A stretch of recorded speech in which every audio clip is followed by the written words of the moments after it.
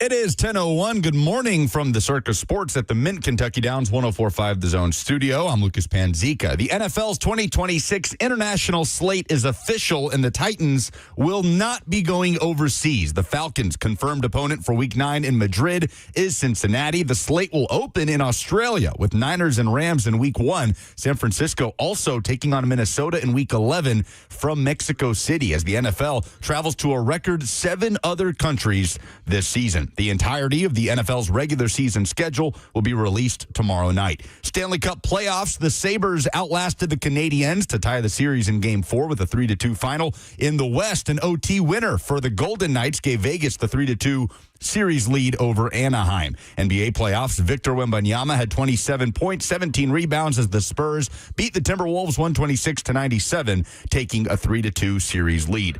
Nashville Soccer Club is on the road tonight at the New England Revolution, a matchup of the top 2 teams in the Eastern Conference. Kickoff is at 6:30. Pregame coverage begins at 6 right here on The Zone. For all your foundation repairs and waterproofing needs, visit USSTN.com. Breaking news at once on your home for the Titans and Vols. This is 104.5 The Zone.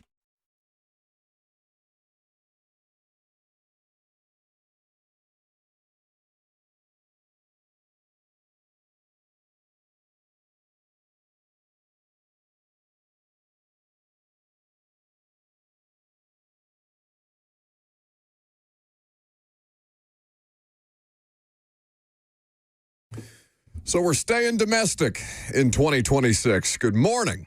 Hope you're off to a great start. Beautiful, beautiful day. Can we just do the show outside one day? Just go sit out on the patio, do the show outside while it's like the nicest spring weather I can remember for like an extended period of time. You know, a little rainstorm here or there, but I don't know. Normally by the time we get to Steeplechase, it's hot as hell outside, but it is perfect conditions. So hopefully you get to spend some time outside today. 615-737-1045 is the number. F&M Bank Chat. Also open for business if you want to interact on Facebook, YouTube, Twitter, and Twitch. No international games for the Titans in 2026. We have the full slate of international games that came out today. We know about Australia in Week 1. It's the Rams and the Niners. It's the Ravens and the Cowboys in Week 3. Robert, are you going to Rio? God, I wish. No, he's got to save up for Rio in 2027. Save up? What are you pocket watching for? You think I don't have money? You think I don't have bands? Bert's got bands. Bert's got a Brinks truck. Came in here with his fake $100 bill so he could play Zen Dollar because he didn't want to defecate in the office. How many people picked up the Zen Dollar? A couple. Okay. A couple. It was so soggy. This poor girl across the hall from us, forgive me, I don't know her name. She works for one of the country stations. Yeah, she's a great woman. In the building. I don't know her name either. Seems like a rock star. Either way, she picked up the $100 bill and pointed it out to me, and I said, no, that's Robert's. Don't touch it. No, why didn't you let her pick it up? Because that's disgusting. Zen Dollar? No, we're not doing that. You've been Zen Dollar. It's just your saliva on a fake $100 bill. Like, at least make it worth it with real money if you're going to do that to somebody, you know, especially in the workplace. This is how you know we don't have HR around here. But yes, international games. Robert not going to Rio, but the Ravens are. The Colts and the Commanders in London. The Jags with a back-to-back London situation. They've done that, I think, the last couple of years. Yeah. They got the Eagles and a divisional game, an AFC South game being played in London. It's the Texans playing the Jags. Steelers-Saints in Paris. Is that the first Parisian game? Did they play a game last year? No, Ireland last year. Yeah. With the Steelers and Week the Vikings. 7 in Paris. You've got Madrid getting another game with the Bengals and the Falcons, the Patriots, and the Lions are in Munich, and the Niners go international twice in 1 year, although it's probably logistically easier for them to go to Mexico City than it is just about any other market in the NFL. But they've got the Vikings in Week 11 in Mexico City. That's the international slate. 7 countries outside of the United States, an NFL record. The poor Niners, and otherwise 2 divisional games. Niners-Rams and Texans-Jags. Well, you can also tell who they give a rip about who they send over there. Every AFC North team is going international this year, except for the Browns. They've gone international plenty, Cleveland, right? I think that's what they said. They were like, yeah, you guys win plenty. Don't worry about it. You guys don't have to be in Portugal or Madrid or any of those fancy places. That seem like one of those? Because we used to send crappy games to London. Like, I feel like the Browns have had to have gone in the last couple of years, if for no other reason than just get a Browns game out of the States. Yeah, we need some USA pride. Stop sending our good games over there. Keep giving them the Thursday night Dookie games. Stop giving them good games. So the Jags play in Orlando, not in 26, but in 27, right? Yes. When they're renovating Everbank Stadium. Which is stupid. So they're going to lose. That place sucks. I'm not advocating for arson, but that place should, it would be better off if you just lit it on fire. So they're going to lose 2 home games in their final year in the current edition of Everbank Stadium. I feel like it would have made sense to do something like this next year when they're playing down the road in Orlando. I mean, they probably will play more games in London next year. I mean, we are going to get a team who spends a good, I wouldn't say a majority of their season in London, but the Jags are eventually going to spend, I don't know, a chunk, like a quarter of the season in London. Would that be so unthinkable? I mean, there's so many different hurdles, though, when it comes to like how you pay these guys, how they get their game checks, like the tax situation for playing games internationally, and whatever. I'm sure people don't care about players and coaches and financials of NFL teams. So, like, just give me the games. But the time zone thing is just, I don't know. Do you guys forget that international games are on? The European games, anyway. Because, like, I'll be getting ready for pregame or whatever, and I'm not going to be able to sit down in front of the TV and watch it at 9:30 in the morning because we're doing the thing with Brent or Blaine or Zach before Titans games, Lee Company Countdown to Kickoff. But, like, I'll forget that there are London games on. Yeah. I mean, they're so frequent at this point that it just feels like another game. You just turn the TV on at 9 a.m. and, oh, look, there's NFL football being played. And I think that's the way the league wants it, right? I think they want it to be the norm as opposed to these one-offs here and there that may garner more buzz because of the scarcity, but at this point, it feels pretty routine to turn the TV on a Sunday morning and have a game happening in London and Germany and wherever. Do Titans fans care that the Titans are not international this year?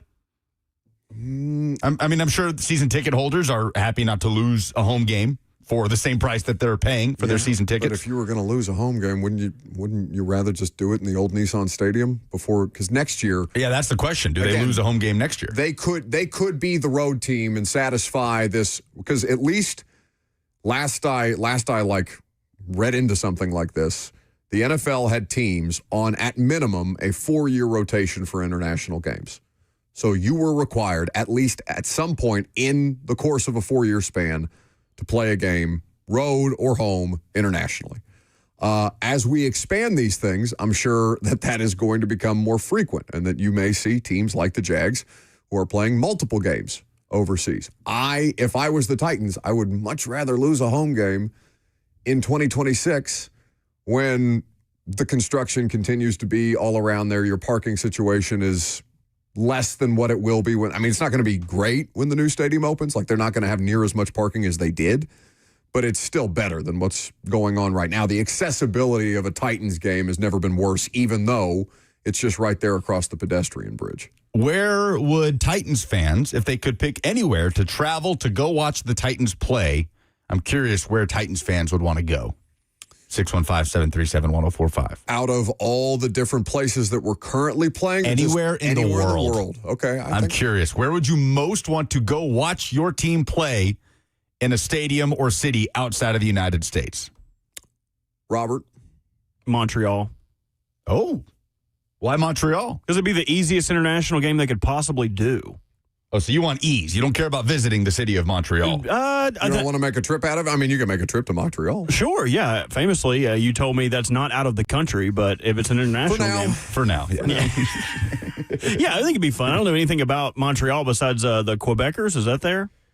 No, isn't that Quebec? Is there that would make sense. I'm going to be super. It is a city in Quebec. Quebec is like the province. I'm super ignorant to Canadian geography, so I don't, don't quote me on anything. The Montreal CFL team are the Alouettes.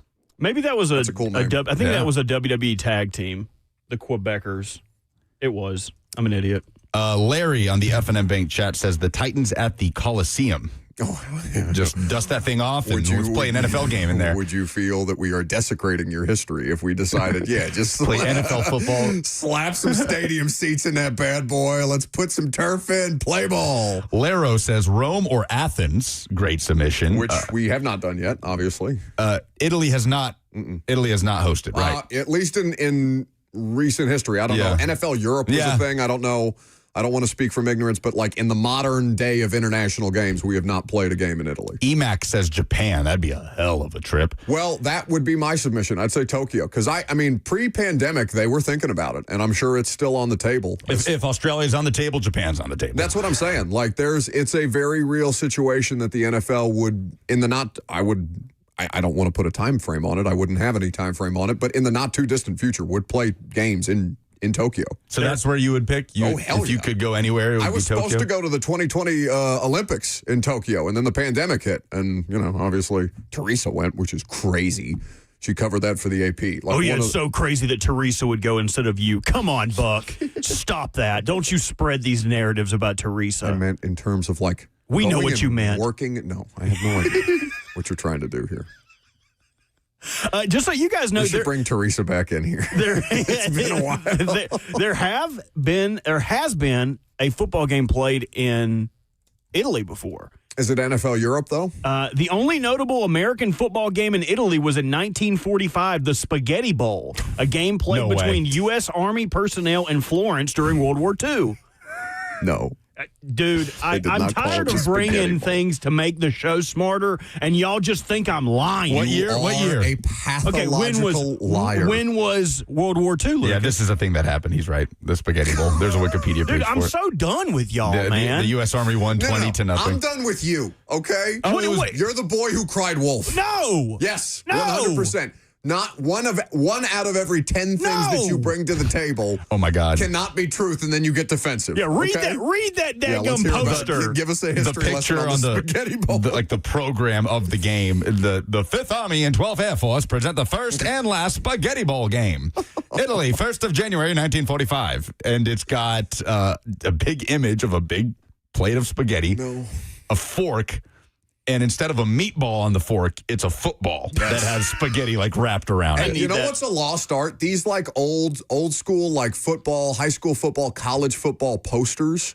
So cool from the 40s and 50s and stuff like that. You know what I'm talking about? You've seen the ones for the SEC.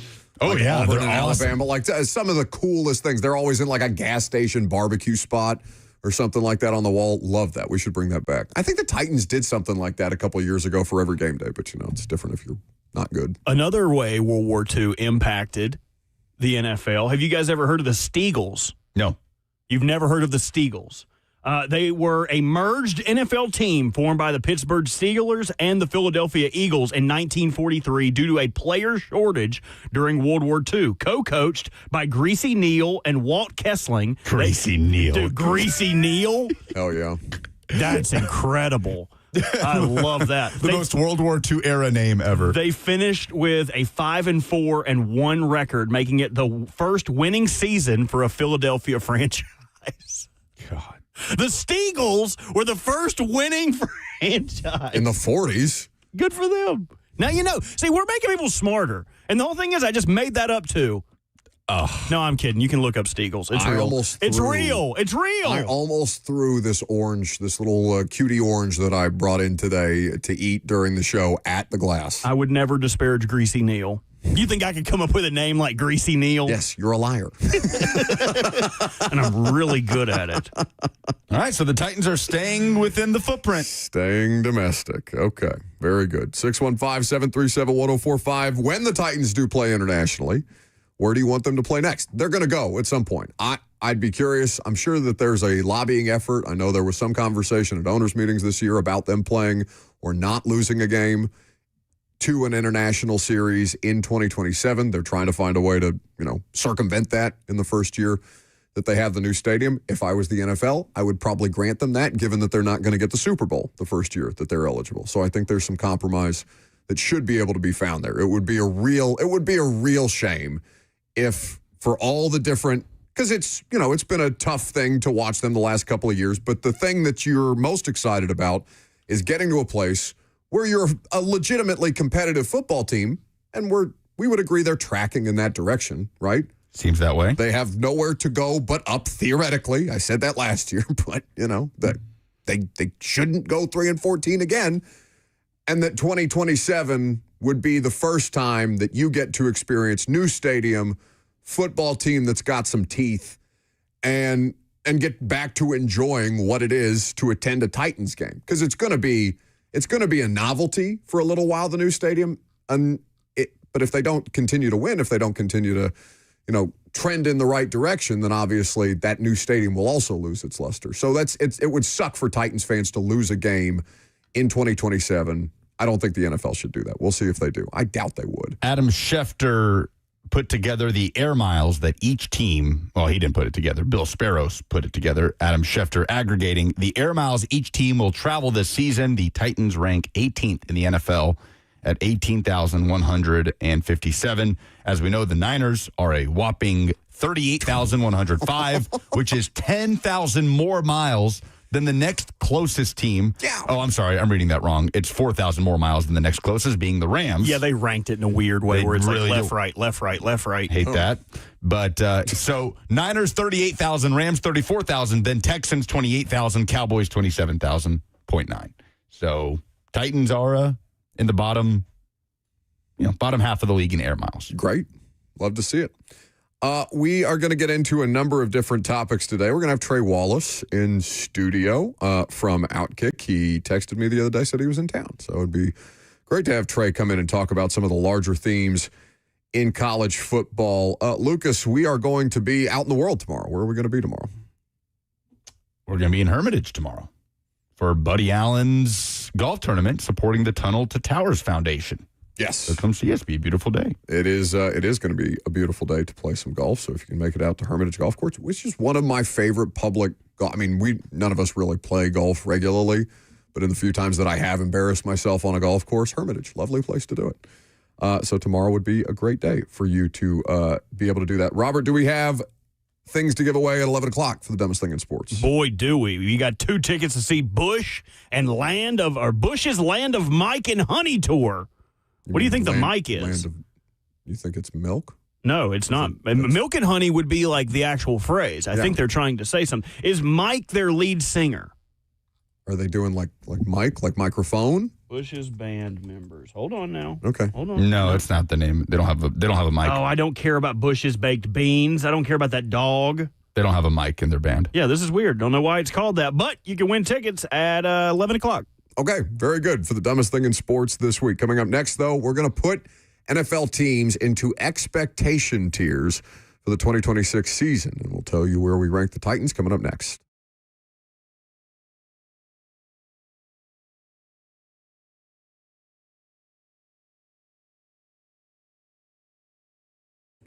Nothing worse than a plumbing, HVAC, or electrical emergency. Most of the time, you don't know what it will cost, or if it'll get fixed correctly, or if someone is just trying to sell you something. That happens a lot, especially if you don't necessarily have an in-depth level of knowledge of the problem that you may be experiencing in any of those areas.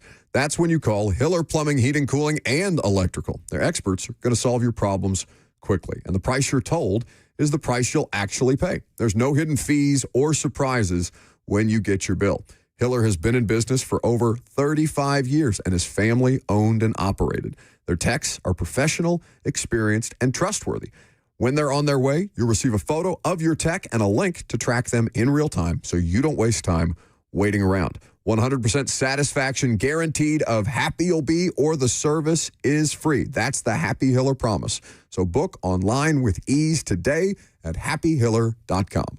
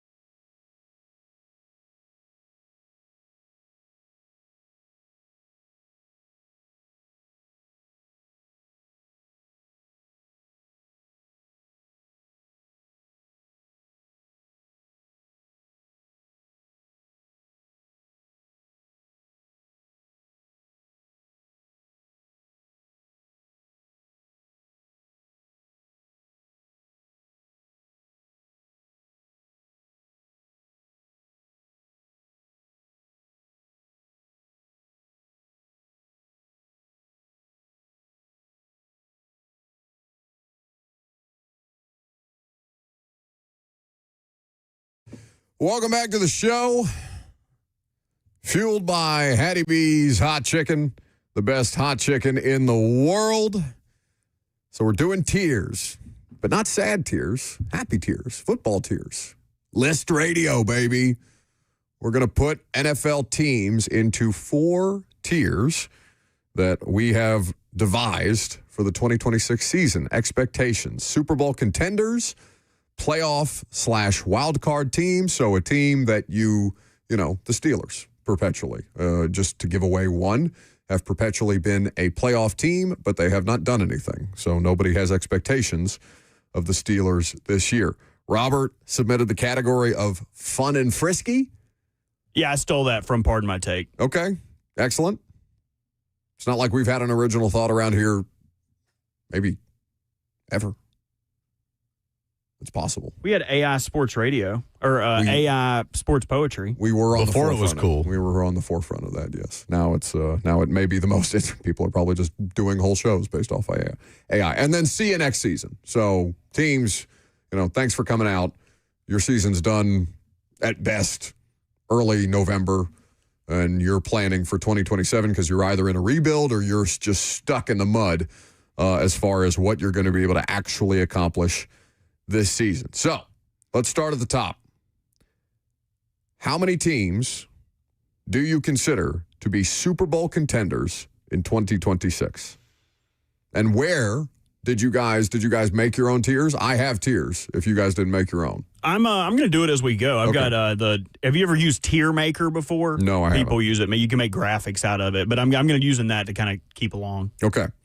So in the Super Bowl tier for me, I've got Bills, Ravens, Bengals, Jags, Broncos, Chiefs, Eagles, Bears, Rams, Niners, Seahawks.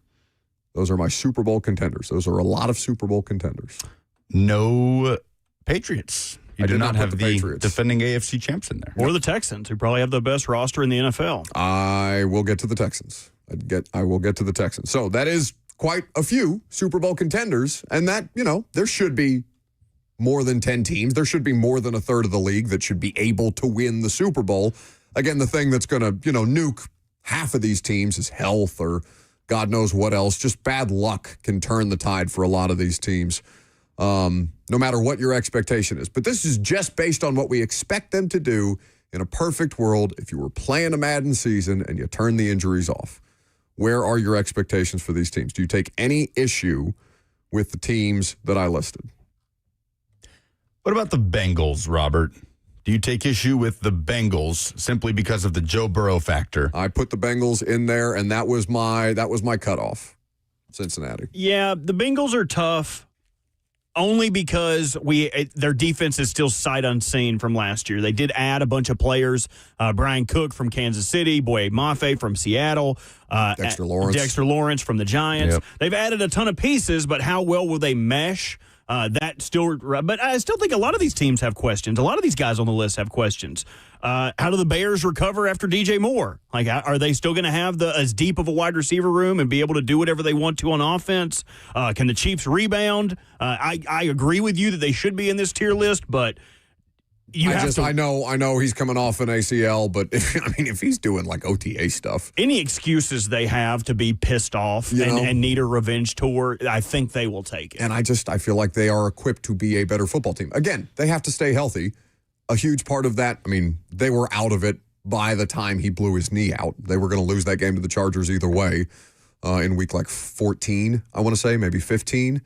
Week 15 is when they were here. So it would have been week 14 when he blew out his knee. But if he's there, if Andy Reid's there, the Kenneth Walker thing is going to be so interesting to me. Mansour Delane is probably, when have they drafted a corner that high? It's been a minute. Was Marcus Peters top 10 a draft pick by them?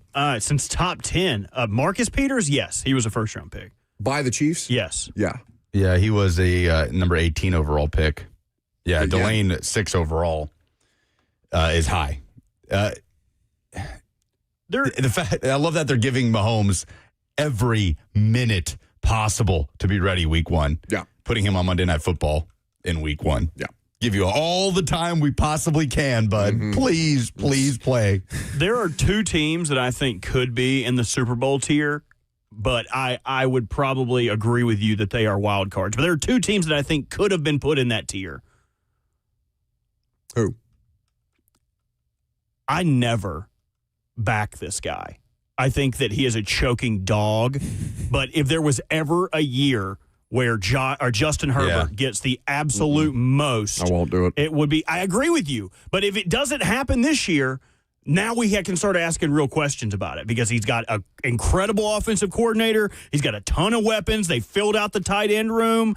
If the Chargers do not get it done this year is when I would have serious questions about Justin Herbert's aptitude.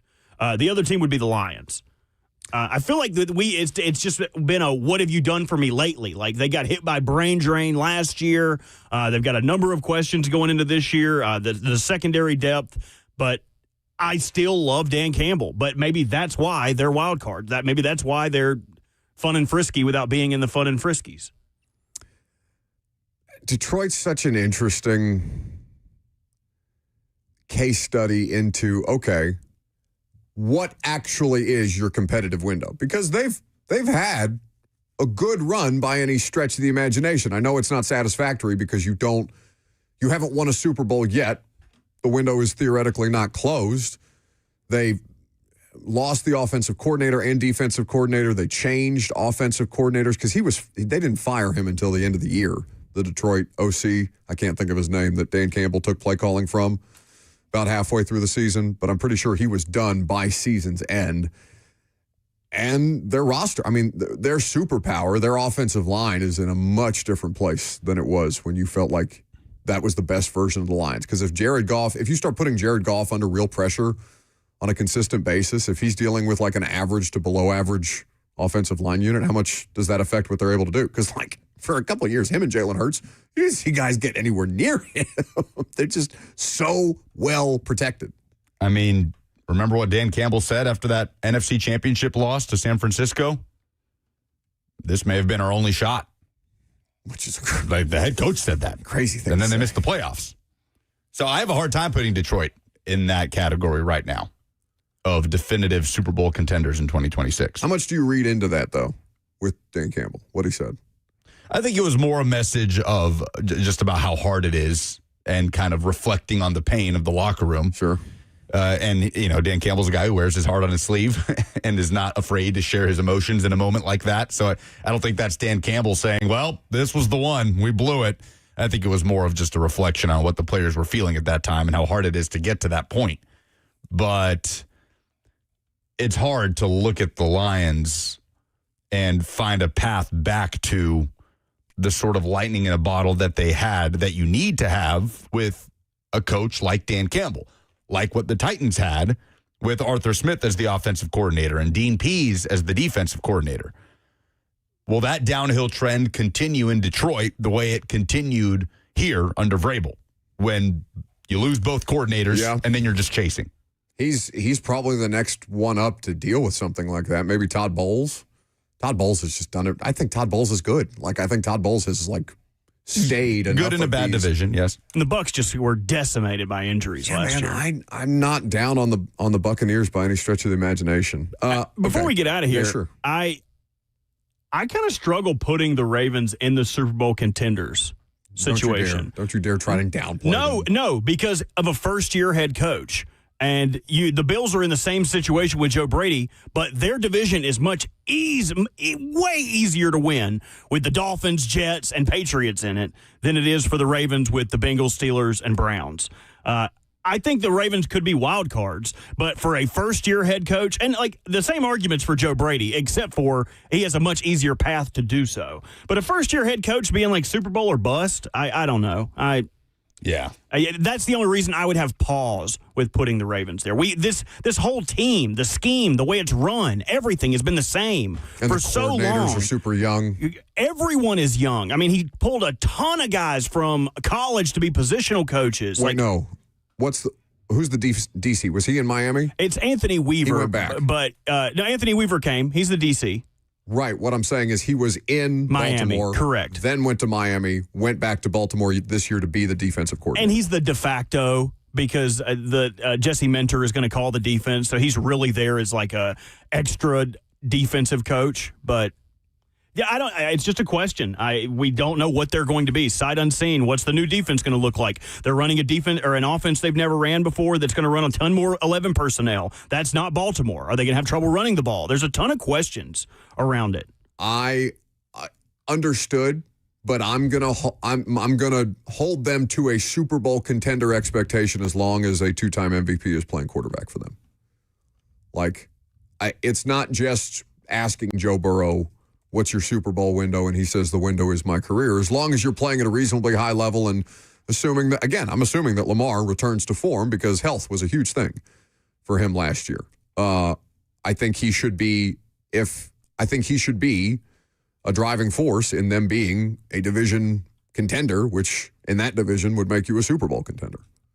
But I get what you're saying. I mean, it's completely fair what you're pointing out because, I mean, for all we know, it could be Callahan, right? You've got a first-time head coach. He's not a first-time play caller, though, right, Minter? No, he called the defense with the Chargers last year. Yeah. But how young is the OC there? Declan something? He's 29? Declan Doyle. He is 20. I think he will be. There was not a confirmed birthday for him. I think he will be 31 when the season starts. Yeah, the fact that Davis Webb is not the youngest offensive coordinator in the NFL is crazy. Okay, so the next category is playoff/wild card team. So a team that you expect to, be around the postseason, certainly be in the hunt, maybe not go anywhere in the postseason. I've got Steelers, Texans.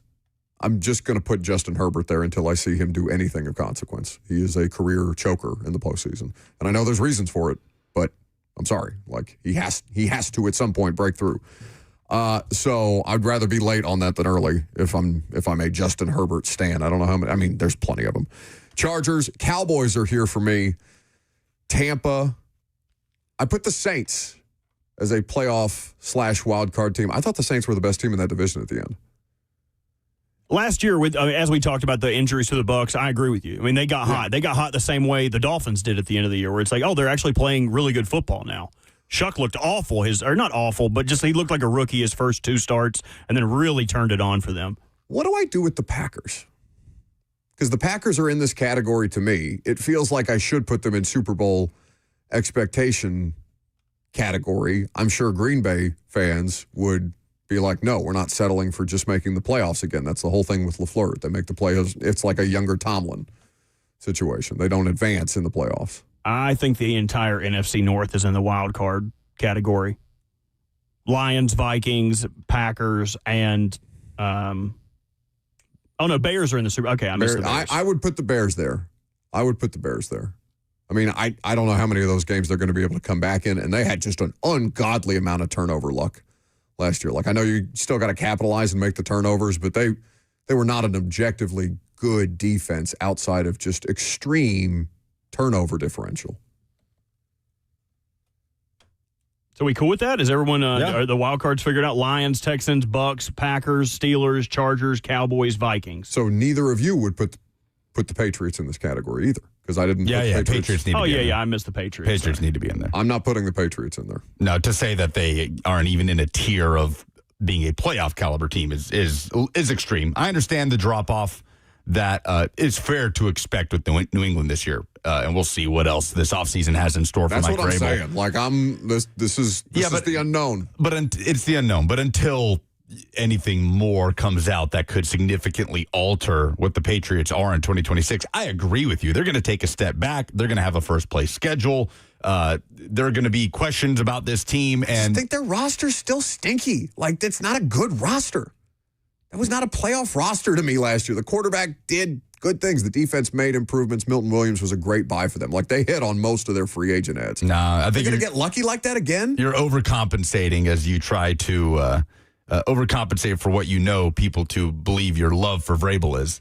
No, they are obviously a playoff caliber team in 2026. To say otherwise is a little ridiculous. They had a crazy acquisition period with adding to that roster, plus the draft. To put the Bengals in a Super Bowl tier and say the Patriots aren't even a playoff caliber team after Joe Burrow's making the Super Bowl last year. Way better quarterback at his best than Drake May. But that disparity is too much now. To say they're not even playoff caliber is a little ridiculous. Like, I'm not saying that they're not even playoff caliber. I'm just saying that the grade below this in fun and frisky still puts you in the hunt. But I think there's a real chance. Their division just sucks. I mean, the division is so bad. That's the thing. They're going to continue to feast on the Dolphins and Jets and probably get more wins than they deserve. All right, so in my fun and frisky category, you guys disagree with the Patriots, but I have the Patriots here. Okay. There's also a couple teams that I thought were worth a debate before we even go to this category outright. I'm with that. Commanders are still in the bottom. I think they should be wild cards. I think one down year does not make a man, and Jaden Daniels 2 years ago was the belle of the ball. I like Dan Quinn, but I think that there's a conversation for them being a wild card team. The Panthers, who were really close to being something in that NFC South. I mean, they the amount of tiebreakers they needed in that division to get in the postseason, man, like that's tough for me. The Colts, not a real playoff team. The Colts, obviously the Daniel Jones question, but they were a hot team. They do have a good roster. Sure. And the Giants. How much does John Harbaugh help them with a second-year quarterback and pulling together a team that hasn't really been pulled together since Tom Coughlin? I'm holding their division against them because I think the Eagles and Cowboys are today better than them. If they show something that we haven't seen yet, fine. But if I was a Giants fan, I wouldn't go in to this season expecting other than, you should expect a better football product. It should run like a professional organization. That's Harbaugh's whole thing. But I don't know. Is Matt Nagy, are we holding Matt Nagy to playoff expectations after, discounting him at every turn in the conversation here? So that was my playoff wild card tier. Do you want to do the rest of this coming up next? Yeah, let's do it on the other side. No. We have SEC do you want to do SEC observations later? Or you want to do the rest of this later? Yeah, I don't care. Not helpful. Pick something. It's your segment. Let's do them both. Next.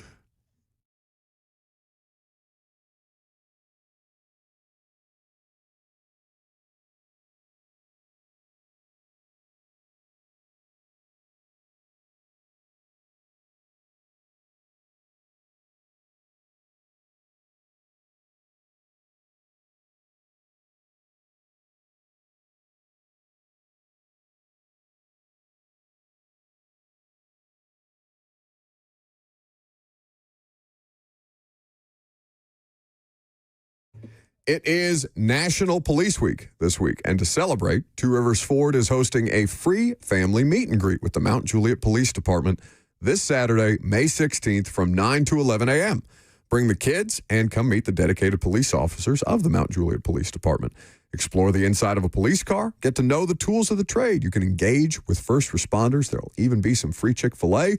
Register for door prizes while you're there. So much more fun that you can have at Two Rivers Ford Blue and You event. While you're there at the dealership, you can check out the incredible employee pricing deals that Two Rivers Ford has going on right now, which means you pay what they pay as Two Rivers Ford employees on almost every Ford on the lot. Blue and You this Saturday from 9 to 11 a.m. at Two Rivers Ford, 76 Belinda Parkway, Mount Juliet, the South's most trusted Ford dealer.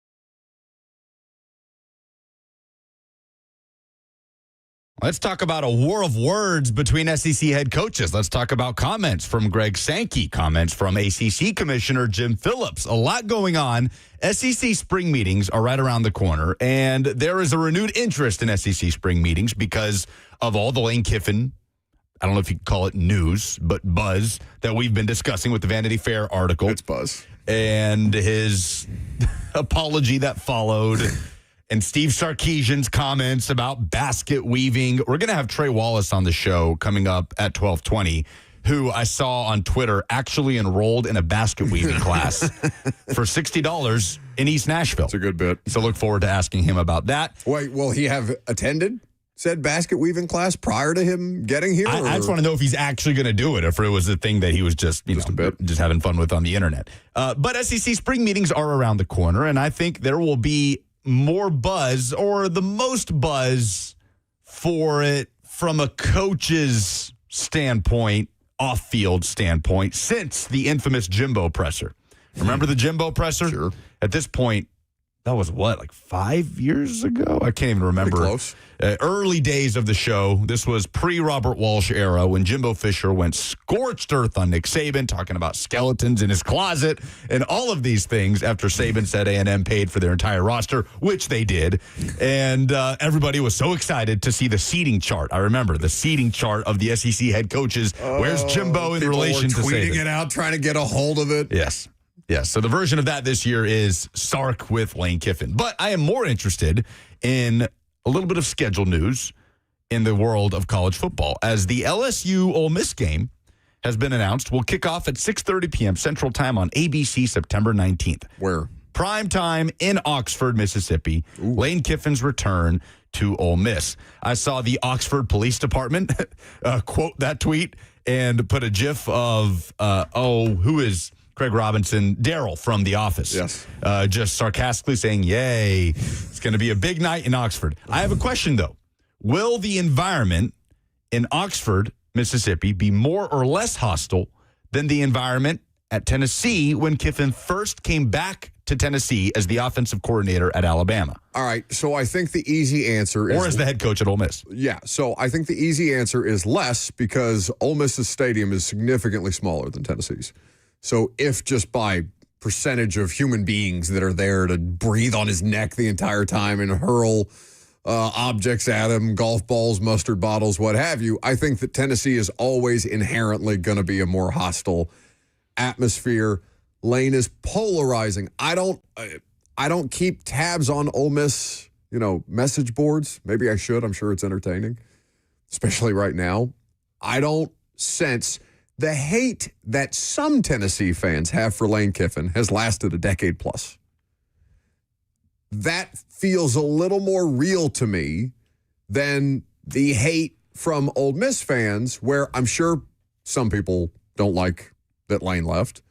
I'm sure that some people, and more people, don't appreciate his recent commentary, especially because anytime you allege anything around racial sensitivities, you're going to bother somebody. And Lane apologizing for stating the obvious is evidence of that. Like, it's not necessarily something he should apologize for, but you get my meaning. So I'm going to say that Tennessee was always going to be the more hostile atmosphere, but I don't know. Do you think I attribute an outsized level of Vol fan vitriol to that fan base because one of the seminal points that I can remember of the Vols is Shiano Sunday? Like, every time I think of the Vols fan base, for some reason, it's one of the first things that comes to mind, even though rarely have situations ever at any college, with any college fan base, been that kind of extreme. Yeah, no, I think Tennessee fans are in a place with Kiffin where they've kind of been to Ole Miss fans like, man, we told you. We warned you. It's interesting, though, because it's more complicated for Ole Miss fans. Lane did at Ole Miss what he did not do at Tennessee. Sure. He had sustained success. He had the best period of success in the modern era of Ole Miss football. He had them in the college football playoff, multiple double-digit win seasons. The best seasons in Ole Miss history, regular seasons, happened under Lane Kiffin.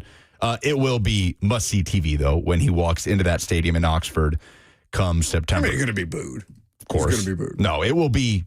I think it could get messy, but no, I don't think it will be like golf balls pelted at his head levels of messy.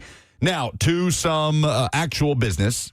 ACC Commissioner Jim Phillips is speaking as spring meetings are underway, saying that ESPN does not want the college football playoff to expand past 16 teams. He said, quote, ESPN's made it clear they want it to stay at 12 or 14, but no more than 16. However, Jim Phillips has confirmed, reporting done by CBS, that ACC coaches and athletic directors support a 24-team college football playoff. In fact, more reporting has been done on this, that both the ACC and the Big 12 are in support of a 24-team playoff, while ESPN says no, cap it at 16. Here's a quote from Jim Phillips. I've been very consistent in what I've indicated. When you're leaving national championship contending teams out of the playoff, you do not have the right number. Who's he talking about? I suppose the 5-loss Duke team that won the ACC championship last year. Robert, what say you? I think you need to keep Jim Phillips' name out of your freaking mouth, I thought you were buddy. going to say it. I think you need to worry about what's going on in your yard, about coaches implying inherent racism around your teams. Inherent. Maybe you need to worry about that instead of what the ACC has going on. Oh, yeah, because ACC country is completely absolved from that behavior. Of course. Robert Lee Walsh. We have Syracuse. They were on the right side of history. You can't hide.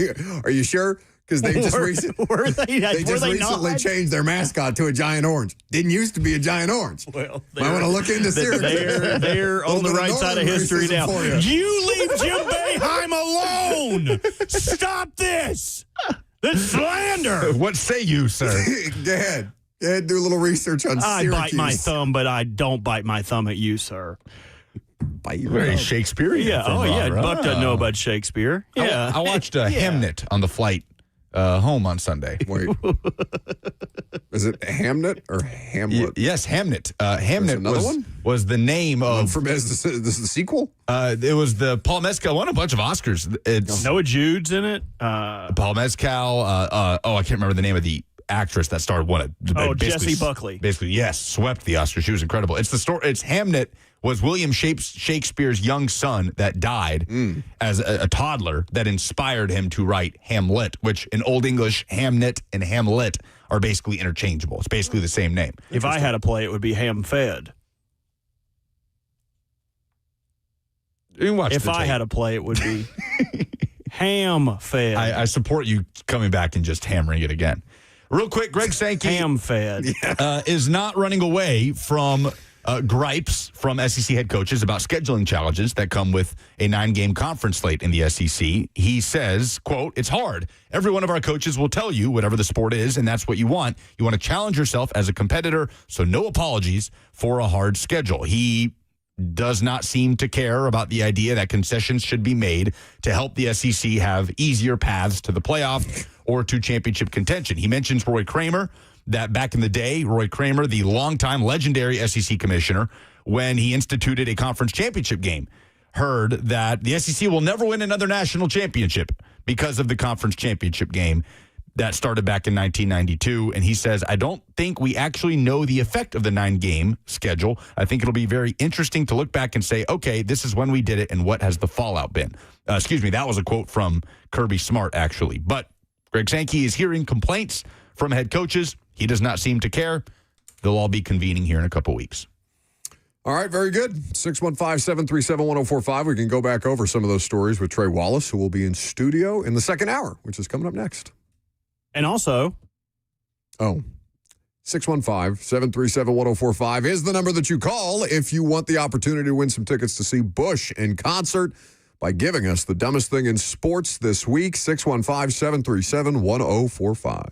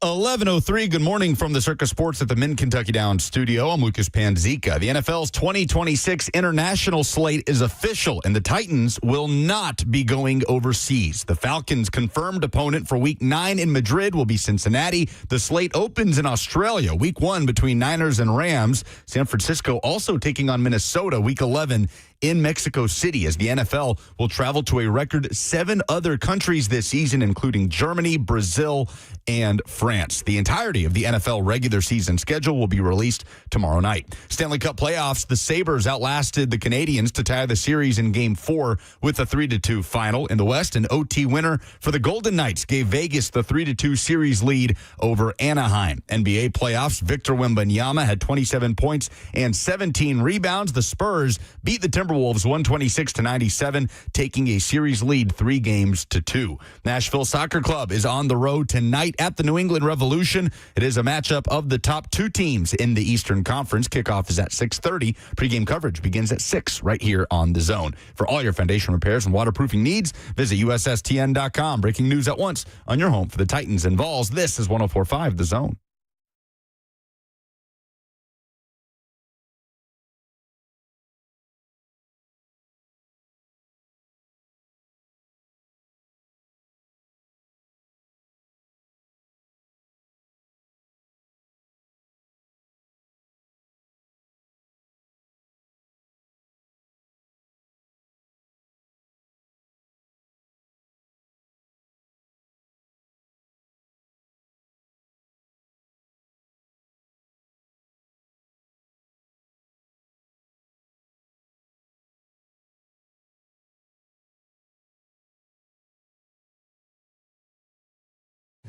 For the opportunity to win tickets to see Bush in concert, 615-737-1045. What's the dumbest thing in sports this week? And why is it Lane Kiffin? Lane Kiffin is my dumbest thing in sports this week because of his entire Vanity Fair interview, and then, shall we call it fallout? You called it buzz earlier in the show, not necessarily news, where he's, having to issue an apology yesterday to a number of different outlets for comments that he made in Vanity Fair about racially charged messaging and impacts of Ole Miss's football culture as alleged by Lane Kiffin, which, of course, we are all familiar with, and how it impacted recruiting and how there were certain family members of athletes who were not comfortable with the state of Mississippi generally and everything around Oxford, because, again, it's a team called the Rebels in the South, Mississippi, not necessarily historically great civil rights record. So you would understand why those things would be true. But the dumbest thing in sports to me is not that Lane Kiffin said this thing, even though it was curious at the time that Lane Kiffin said it. It's the fact that he's apologizing for it. Like, Lane, come on. just stay out of the news for 5 seconds.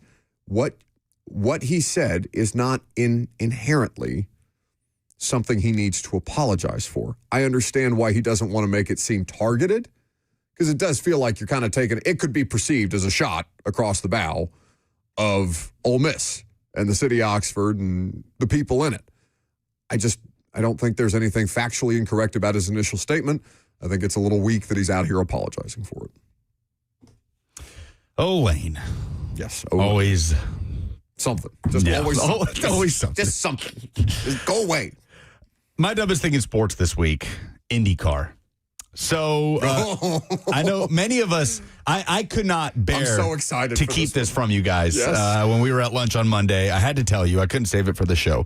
Now, we all missed the Music City Grand Prix zipping around the streets of downtown Nashville. It has obviously been put on hold due to the build of new Nissan Stadium. I hope it comes back. No, they moved it out to Lebanon. It's just wildly inconvenient. Yes, it is out in Lebanon now, which, in theory is better for the drivers and better for true race fans, but not as fun for us. Yeah. Now, there is an IndyCar race going to the nation's capital, to Washington, D.C. It is happening in August, the Freedom 250 Grand Prix race.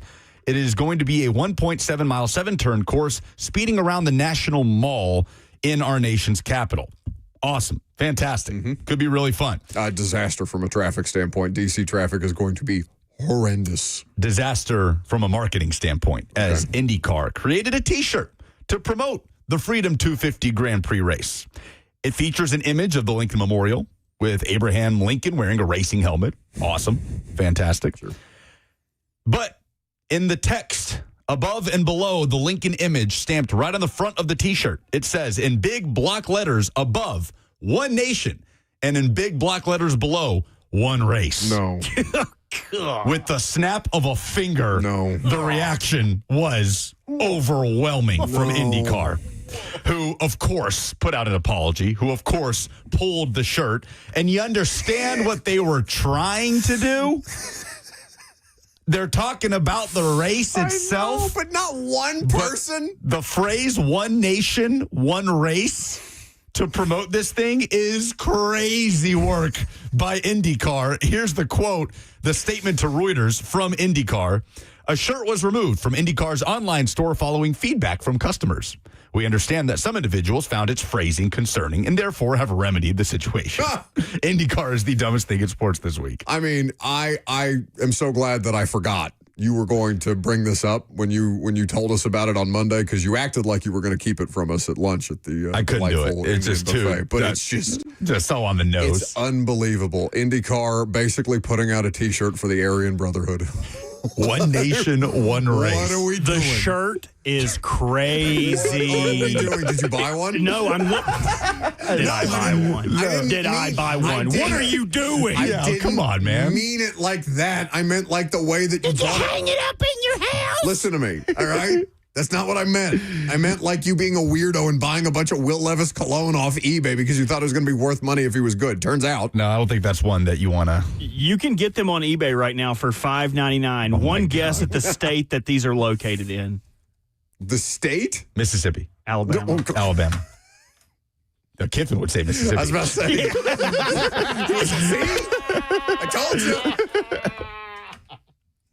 Well, I don't know how I'm going to top that. Steelers trying to get their quarterback situation remedied, and we have a report from Brooke Pryor on the Steelers updating Drew Aller. Emphasis on updating. Brooke Pryor is the ESPN NFL Nation reporter for the Steelers. Very good at her job. Steelers essentially, quote, uninstalling everything Drew Aller learned about playing quarterback and, quote, re-uploading their own fundamentals and mechanics. So he sucks.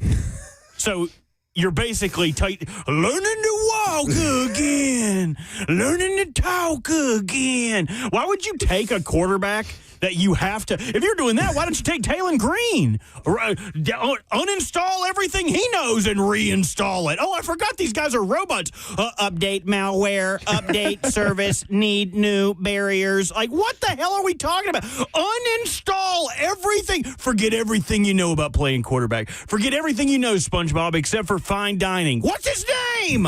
I don't know what the hell the Steelers thought. What's his name? When they took him, but the initial reports, uninstalling, updating, hard drive. Oh, we need some more RAM. Can we get some RAM? Have you guys looked at NVIDIA? It's blasting off. Get some RAM chips in here. Get some more memory for him. He can't remember the plays. This guy sucks. The Steelers suck. That's my dumbest thing in sports. Those are code buzzwords that let you know that he is not good and that they are preparing people. They are trying to lower expectations as much as humanly possible for whether Drew Aller can participate in a starting quarterback competition in a post-Aaron Rodgers world.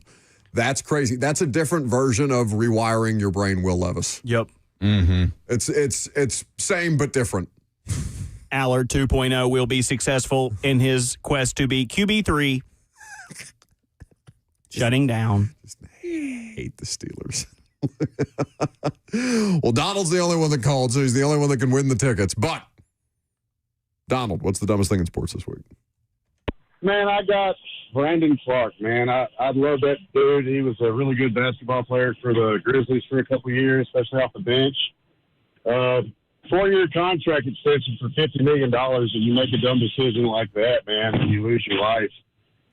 Potential overdose. And then like a month ago, he got caught drug trafficking, bringing some stuff, whatever he was bringing in from, it could have been just weed from another state or whatever, but just a stupid, the dumb decision to make. That's my dumb in sports this week.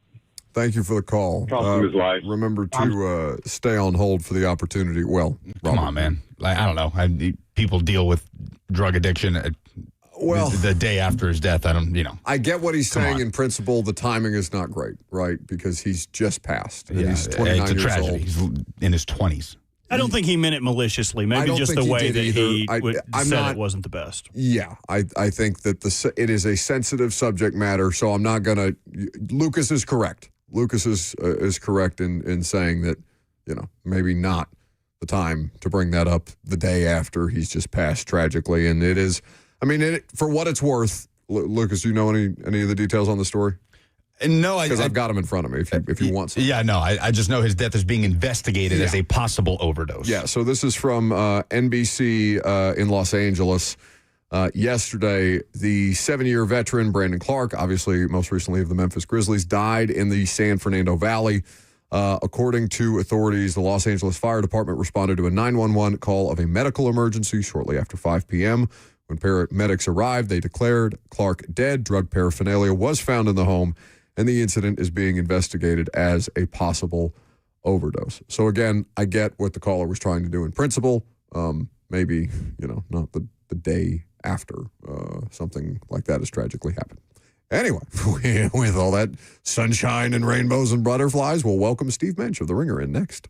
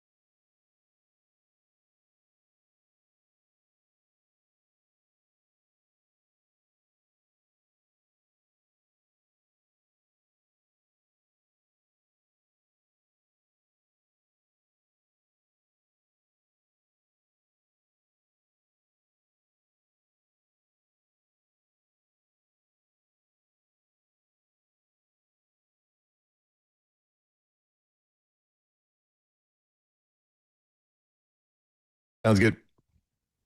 Welcome back to the show, fueled by Hattie B's Hot Chicken, the best hot chicken in the world. Speaking of the best, draft coverage.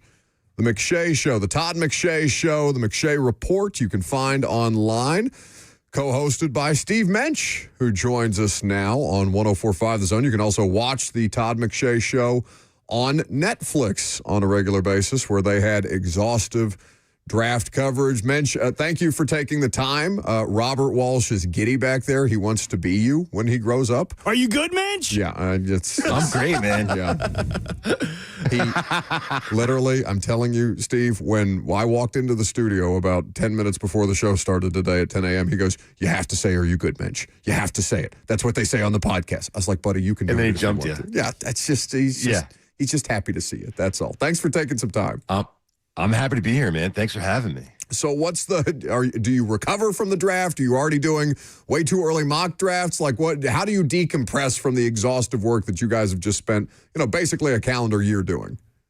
So the way I thought I was going to decompress was go to Vegas for about 5 days and just chill. Sounds relaxing. And just chill. It was. And then I got back and I've been basically sick. You can hear it. Like I've had a cold since I got back. I think I went a little too hard, and maybe I got to start realizing my limitations and take it a little easier after we wrap. Yeah.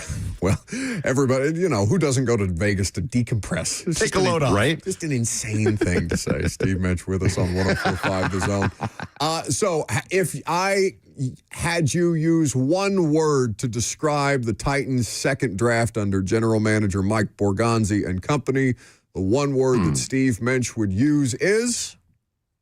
Strong. I think it was strong. I think they did well. I mean, I like their first 3 picks, and I think those are the picks that they really needed to hit on. I think they got guys that fit what they need to do. I think they filled some needs. Was it a home run? I don't know how easy it is to hit a home run in this draft. I think that you would maybe want different players at different spots or guys with a little bit better profiles maybe. But this is what this was. So I think for what they had available to them, I think they did a pretty good job. Let's go straight to day 3, Mensch. With what the Titans did and addressing kind of the back end of this roster, we have talked about Carnell Tate in circles. We've talked about what Anthony Hill, what Keldrick Falk could do in a Robert Saleh defense. What stuck out to you about the back end of this draft, trying to fill in, plug some holes depth-wise for Mike Borgonzi? I'm fascinated by the Nicholas Singleton from Penn State pick because I think you're buying low. I think you got a guy, and when I say buying low, he's coming off a disappointing season at Penn State. He broke his foot at the Senior Bowl, so he didn't get to work out at the Combine. But this is a guy who's on Bruce Feldman's Freaks list, and by all accounts would have put on a show if he could have run. And then you look at the overall body of work at Penn State. I mean, he had something like 45 total touchdowns. And to me, I like Spears as a backup running back, but he's a receiving running back in my mind, and I think they needed another guy who could take a heavier workload, and Singleton's built to do that. I think they had the 3rd fewest carries last year. They cannot do that with Cam Ward. They have to take some pressure off him, not to mention create play action pockets by running the ball, all of those things. A young running back's best friend a young quarterback's best friend is a strong running game. And so to me, the Singleton pick is really interesting because, again, I think you're getting a really talented player later in the draft, and it wasn't a strong running back class. So that's the one that really jumped out to me. Singleton and Keldrick Falk, the 2 members of Bruce Feldman's Freaks list that made the Titans draft class. What do you think the discussion around Nick Singleton would have been had he come out following that deep run in the college football playoff that he was such an instrumental part of after the 2024 season with Penn State? Well, we got to keep it in perspective because remember that running back class was the one that was, beyond deep. But I do think he would have gone even with those names. I think he would have gone earlier. I think he would have been more of a late day 2, early day 3 guys where I think he would have ended up. I'm not saying you look at the Quinshon Junkins and the Travion Hendersons, he's not getting ahead of those guys. I don't care in what draft, I don't think. That being said, I do think he would have gone a round or 2 earlier. You bring up Spears. Tajay Spears is a receiving back. Singleton does have that element to his game. Yeah. He's also just a monster in pass pro. based on what I've been able to see here in the last couple of weeks, Steve. He's got a little bit of I hope it's okay to say this, a little bit of a prick to him in pass pro. Like he's willing to do it, which when you talk to guys in the league, that's the number one thing they're looking for when they talk about backs and tight ends blocking. Are they willing to do it? Are they willing to step up? Are they willing to stick their face in the fan, is what we call it? And he's definitely able to do that. And the other aspect of it is, are you capable of anchoring? Are you actually capable of holding your own physically? And he's built to do that. Should I have not used that word, by the way? No, you're fine. We've used far worse. I don't know what I was making faces at our producer back there because I don't know. Honest to God, Steve, I have no idea. I was like, "Are we good?" He's like, "Yeah, it's fine." Okay. All right. Cool.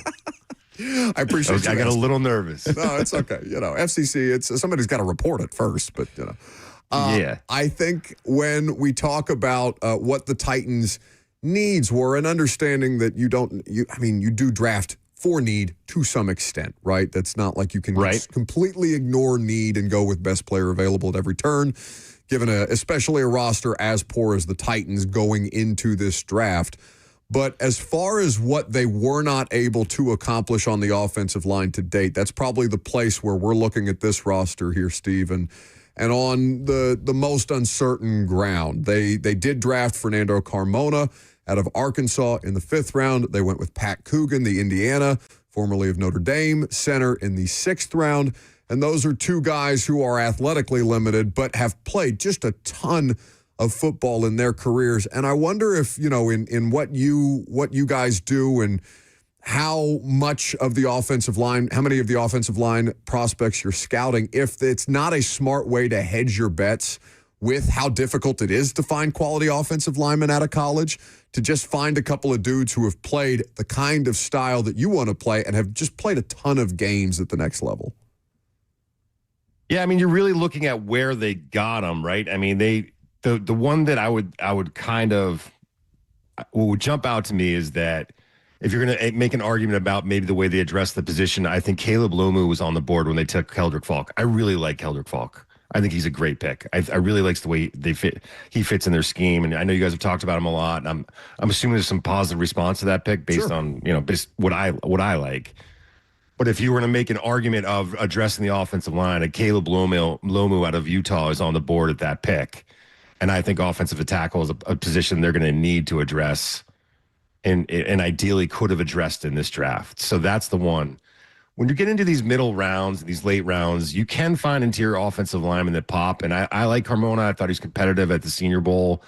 Pat Coogan is your, the cliche center, right? He's captain. Everyone loves him in the locker room. He just battles. But when you throw on the tape, you're like, there are some issues there where he gets physically just overwhelmed. And it makes you wonder if he's going to be able to make the transition to the NFL. Some guys do. Some guys just get better and stronger and figure it out. But he's not going to be a guy that I would expect would play in the first couple of years. I think it's going to take him some time to make the adjustment. So in terms of the offensive line, I agree with you. I think that's a position they might have been more aggressive about doing. And if that would be one knock, and again, I like Keldrick Falk, the one knock would be if you have a Caleb Lomu on the board, and your offensive tackles, I think, are very mediocre. You guys tell me if I'm wrong.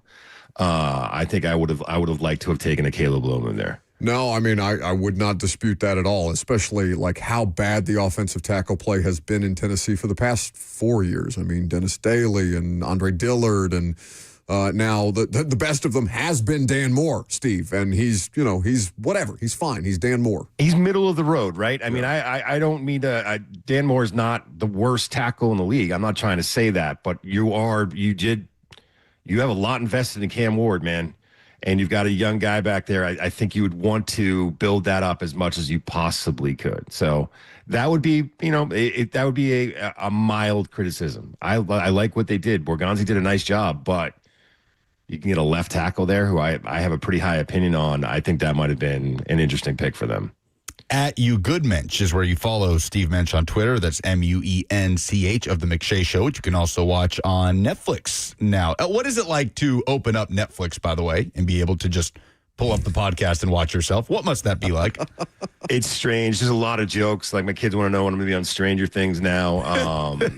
The cool thing about it, though, is we got to do like the David Chang show. I don't know if you guys know who he is. He's a chef, but there's a lot of like these crossover stuff that you get offered now. That's been the best part about it. It is interesting to go on there, though, and see your face and be like, I mean, this was something that, you know, when McShay left ESPN, he called me. He was like, man, I think I'm going to go do something. You should come with me. We should go do this. And I was like, all right, we'll see.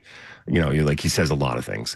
And it started with me in my daughter's, you know, poorly lit bedroom. She had just moved out. She just moved to New York. And I'm like, it's so, and that was like 18 months ago. So to see where we've come, you know, in this amount of time has been, it's been pretty overwhelming. And then again, when you see the Netflix thing, I mean, I'm not gonna lie, it's pretty cool.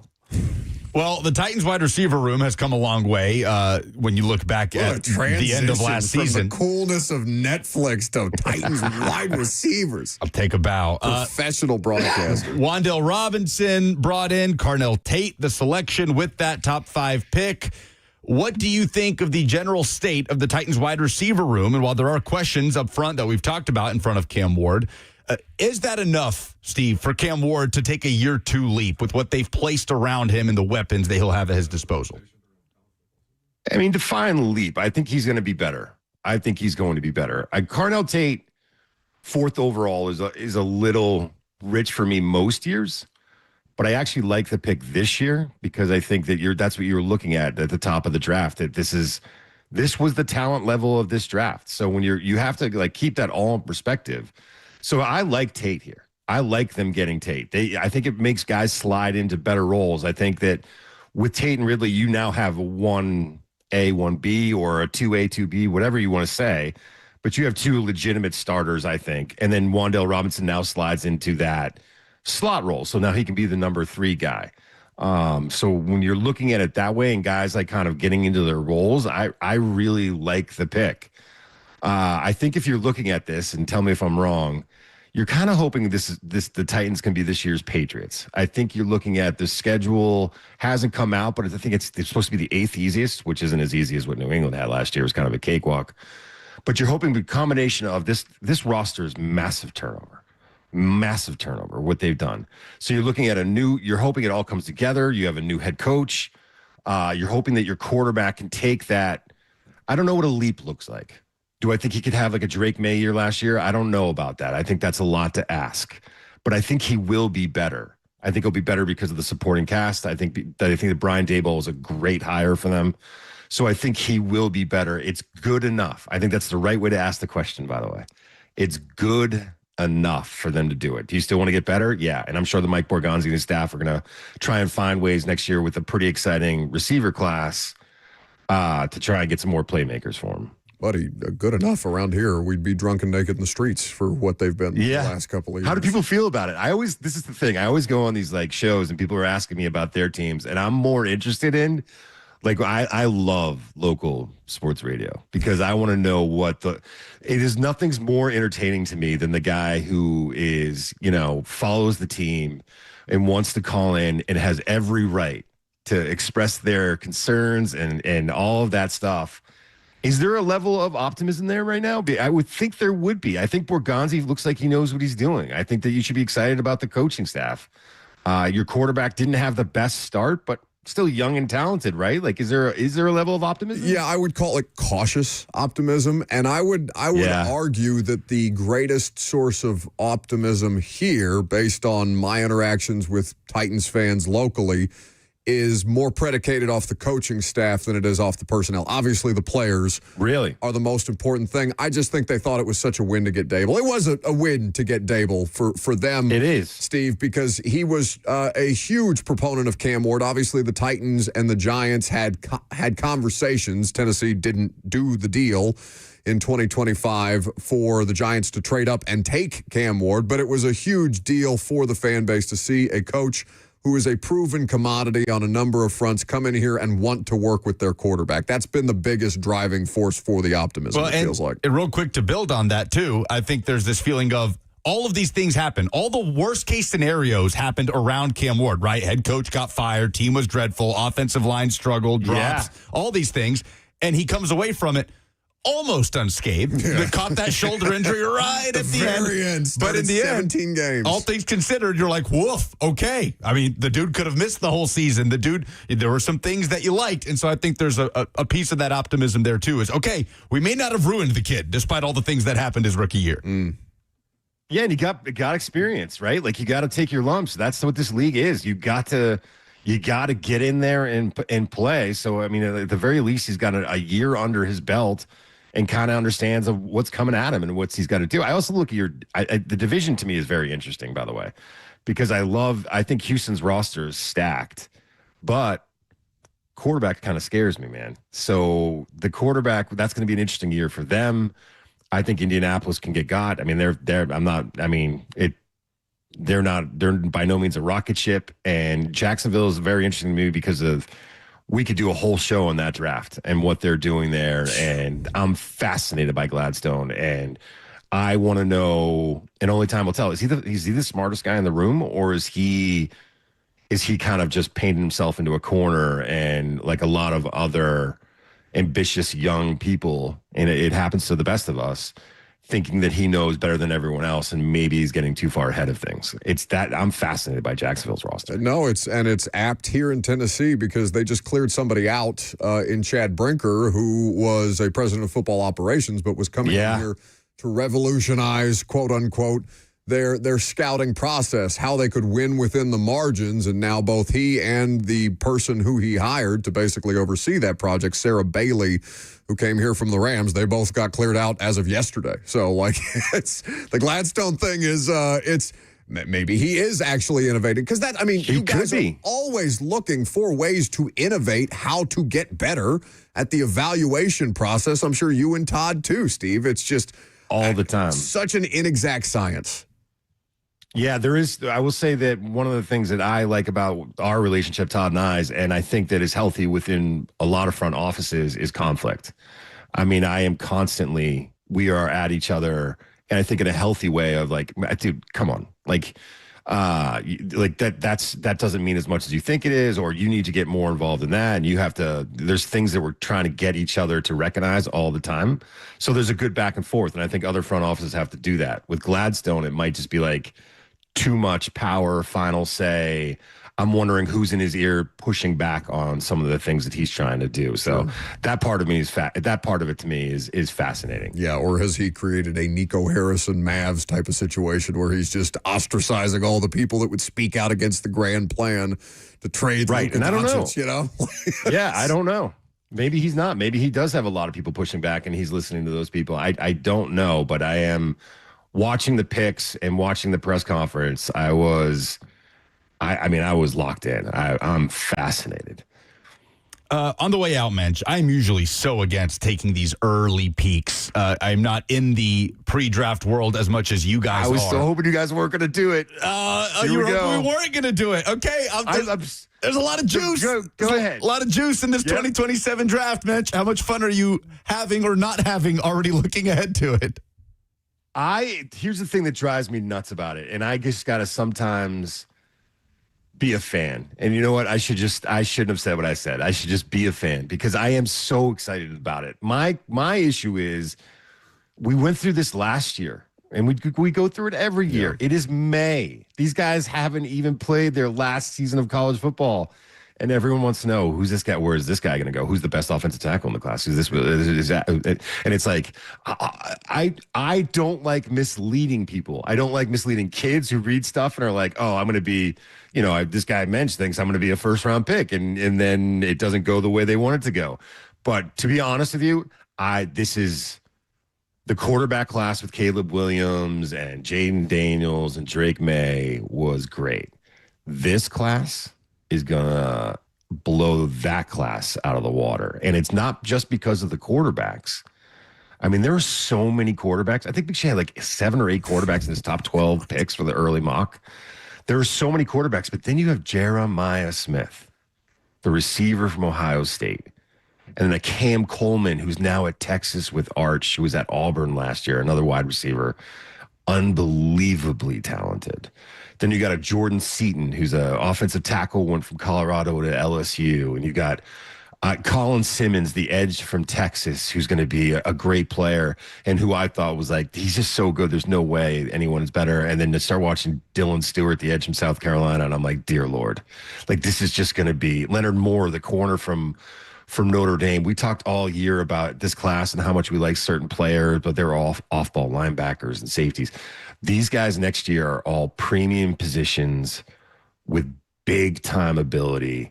And I'm just, the only thing that makes me nervous is like, everyone play well. I don't want any letdowns. I don't want that guy who's going to come out and just maybe not have the year that they could have. So I'm hoping that the college football season like lives up to all the hype and we get everything that we could possibly get out of this class. But even if we don't, there's so many guys that, talking about the quarterbacks, let's say there's 10. So if 4 of them don't play well, you still have 6. I mean, that's how deep this class looks like right now. Yeah, that's why you're the right person to ask that kind of question, because there was nuance. There was nuance in it, and it deserves that, because not just to the idea of playing well, but staying healthy. There's just so many things that can happen between now and next year's draft. Steve Mensch, you can check him out on The McShay Show. You can read The McShay Report online. You can watch their show on Netflix, of course, because they're doing it year-round. Steve, thank you very much for the time. It was great to talk to you. Love you, Mensch. Thanks for having me, guys. All right, calm down. Thanks, man. Calm down. Jesus. Steve Mensch there with us. He didn't say it back. Oh, they're canoodling. They're chit-chatting. They're canoodling offline. Look at him. He's borderline post-coital. He needs a cigarette after that. Got in my ear in the middle of that and said, Mensch is so good. And he was. Yeah, fantastic. Good information. Good information. Also, shame on you. Shame on you, of all people, accusing me of overcompensating when we were talking about teams and playoff tiers, and you asking the 2027 draft. It's a draft juicy question. Draft. What do you want? You ought to be ashamed of yourself. The names. Think of the names. The audacity to urinate all over the pre-draft process for months, and then ask this man about the 2027 draft. You don't listen. The Shame whole on you. time, I told you. I just thought this draft didn't really have the juice. Doesn't mean it's not important. Every draft is important. You have to maximize those opportunities. But this draft, oh, buddy. Listen to me. Arch Manning. You people. Jeremiah Smith. You people Dylan had Spencer Rattler Stewart. going number 1 overall a couple of years ago. Get out of here. No, you Get outta here. You don't poo-poo Different. on him when he gets excited about it. is- Stop trying to kill it. Different. God, how good was Mensch, man? Great. What did y'all Just talk about? The voice, What'd you say to him His after? voice sounded like he was in Vegas for 5 days. No, he was killer, man. No, he was good. If you guys are unfamiliar about who he is or what his credibility level, he used to write draft evals for ESPN since Nam. Had been working with the McShay forever. If you read The Ringer or go to their website, he writes a ton of the evals for them. He is the voice of reason on the McShay Show, where Todd was just filibustering and about all these players. And Yes, he Mensch, just did it with Lucas. He had to back Lucas and the hyperbole off with the 2027 draft. I love Mensch. He is such a stud. That was incredible. I don't know if I was more excited to have him on or have Todd on. I do not know. No, it was Todd. I saw you. I watched your body language. No. While I did see you, back there rubbing your nipples while you were on the call with Mensch. when it started, I was like, dude, I'm the biggest bleeping fan of you, man. I was like, I love you so much.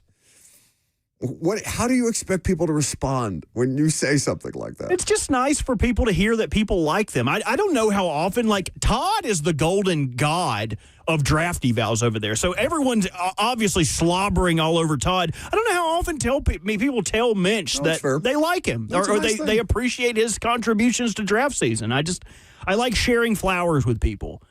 Here are your flowers, Mensch. I picked them myself.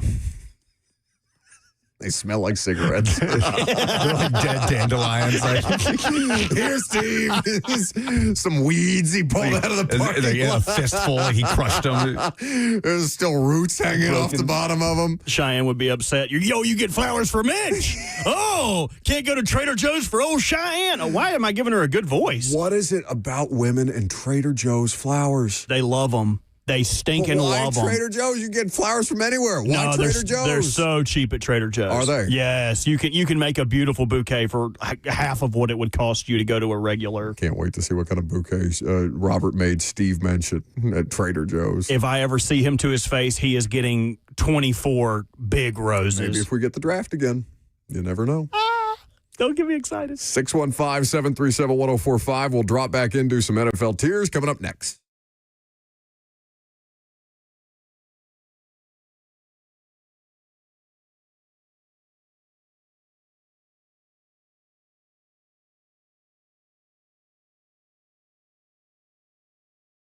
If your energy's off, if things aren't working like it used to, you're not alone. The Tennessee Men's Clinic, powered by Men's Pro, is here to help. And what you will like about them is that they've been doing this for years. They're not just the newest fly-by-night place or sketchy online pill. You're working with true medical providers. They're going to run labs. They're going to build a plan around you specifically, not some one-size-fits-all type of deal. They treat low performance, ED, weight loss, and even peptides like NAD+. Their treatments have worked for thousands of men, and most guys say they wish they would have come in sooner. Right now, your lab panel and consultation are just $99. So call today at 615-208-9090. That's 615-208-9090, or book easily online at TennesseeMen'sClinic.com.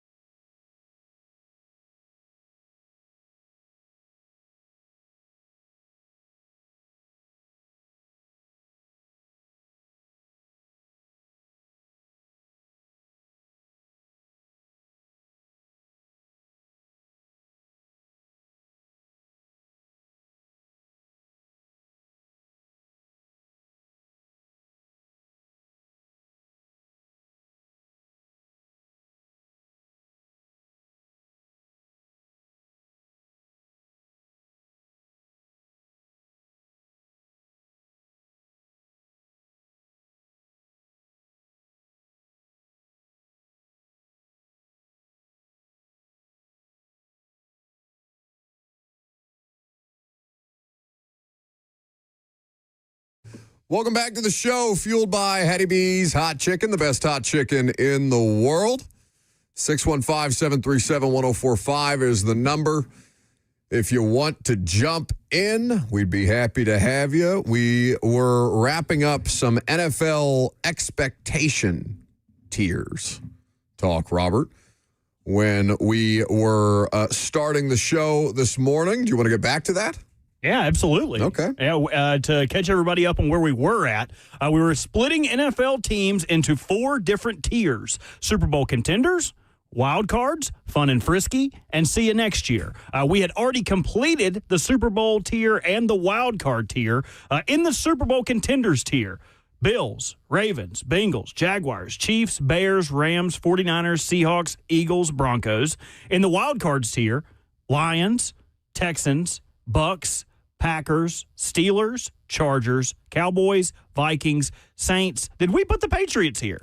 I did not. So you're reading from your list. Your list and my list differs once we get to playoff teams. Because I have less teams in the playoff wild card category than I do in the fun and frisky category. Well, let's go to fun and frisky then. So in here, I had the Patriots because I think if you were looking for regression candidates, it's kind of like the year that Washington went to the NFC Championship game, and you just figured at some point there would be a regression to the mean. Now, obviously, you didn't have any idea that it would go as sideways for them, Lucas, as it did with Jaden Daniels, where he just missed so much time. But I'm going to take the Patriots as one of the biggest regression candidates in football this year and put them in the fun and frisky category. I'm also going to put the Raiders here. I'm optimistic. Maybe I'm biased. I'd like to see Mendoza do well. Titans are going to play out at Vegas at some point this season. We'll find out. Raiders as fun and frisky? Yes. Yeah. Interested to see your see you next year category because they are in a murder's row of a division. Yeah, they're in hell. And I'm not saying that they're going to win a bunch of games. I'm just saying that they're going to play close games. I think they're going to be a more competitive football team. I think they can be annoying. I think they can be last year's Cardinals, right, where the Cardinals were good enough to bother you at various points. They got better with Jacoby Brissett, honestly. There's just too many questions there. I mean, first year, first time head coach, rookie quarterback. How much is he going to play? It helps to have a Kirk Cousins there as a veteran option, but I don't know. I feel like I would bump them down one tier. I think that's fair. I think they're definitely, if you wanted to nitpick my list, it could start here with the Raiders. I have the Giants in this category. I have the Falcons, the Panthers, the Commanders. I put the Lions here. I put the Browns here.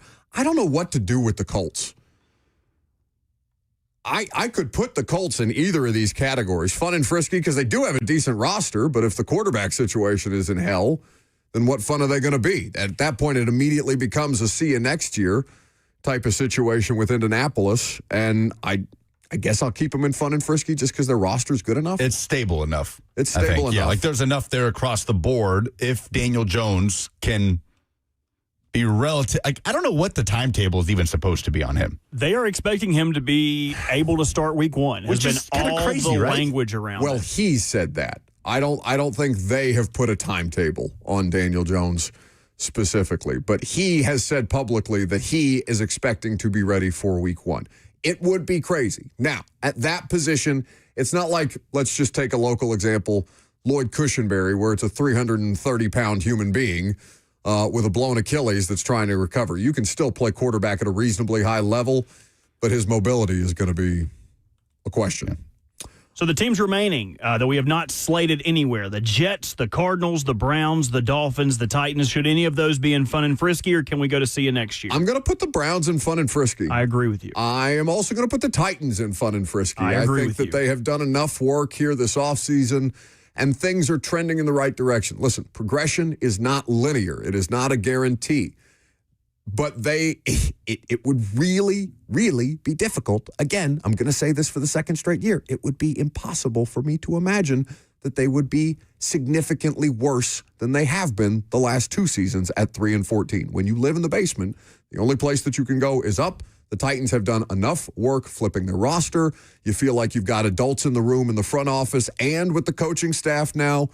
They should be better equipped to win, to push for that 6-7, or even if you wanted to be the most optimistic in 2026, 8-win margin, and I think that puts them squarely in fun and frisky. There are less and less excuses for them to not be, at the very least, fun and frisky. Yes, I mean, you damn well better. it's a threat at this point. You better be fun and frisky. Something. So we're leaving the Dolphins, the Cardinals, and the Jets in the see you next year category. I'm putting the Vikings there, too. Hell with Kyler Murray. I got nothing for Kyler Murray in that division. No shot. Why should I think Kyler Murray is going to be good now? Just because Kevin O'Connell? And that would be the biggest reason. I think it's a fair reason. Yeah, I think we've seen Kyler Murray have success in the NFL. He's paired with Kevin O'Connell, a coach of the year type of head coach. He's not durable. He plays in a hellish division. I'm good on the Vikings. I'd put him at fun and frisky, but the rest of them, see you next year. Yeah, for sure. All right, we are going to have Trey Wallace of Outkick in studio. In fact, he's already in studio. He's very kind to join us while he's in town doing some work for Outkick.com. So we'll talk some college football with Trey coming up next.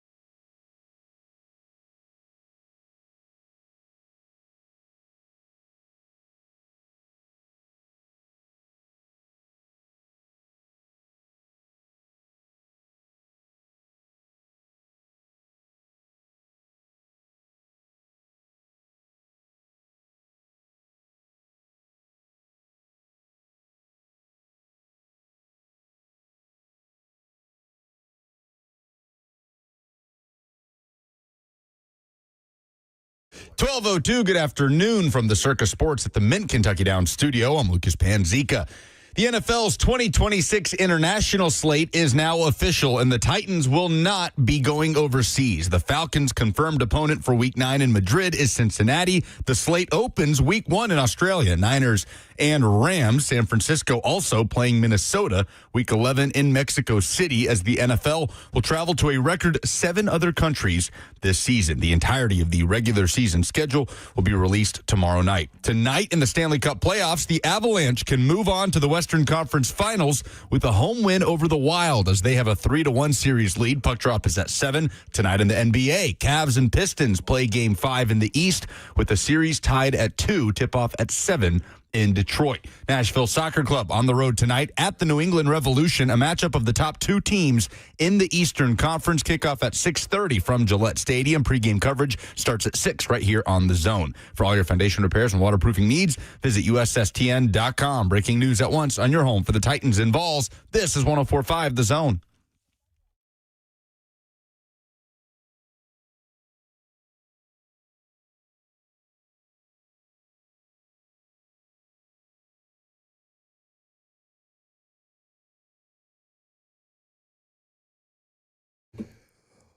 Final hour is upon us. We'll get Trey Wallace up and rolling here from Outkick.com. He's kind enough to spend some time in studio with us because he's here on assignment. Was down spending some time on West End with Clark Lee, and people can always read his work at Outkick.com. Good to see you, brother. Man, it's good to see you too, buddy. It's good to be back in Nashville, which is obviously just a second home. So it is what it is. It's an easy drive too. So Sure. I mean, I'm not going to complain. And Clark was good with some time and had some other work going on in town. So it ended up playing out, and now focus is going to shift south to Destin, Florida. Yes. Besides what's going on in Baton Rouge, Louisiana, and Oxford, and Austin, Texas.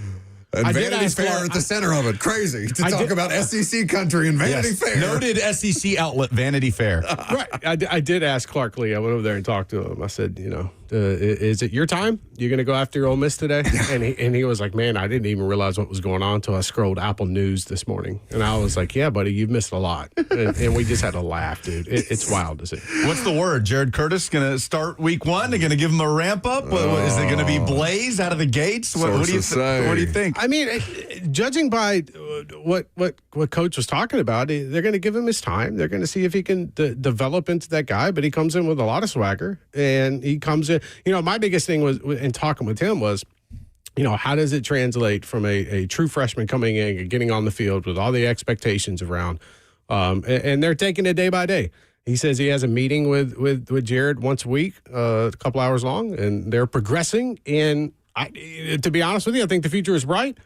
But I would caution everybody out there to think that a true freshman is going to come in and be the guy that everybody hopes he's going to be within the first 3 games. It's like I'm not trying to compare Arch to Jared Curtis, and people don't go crazy on social media.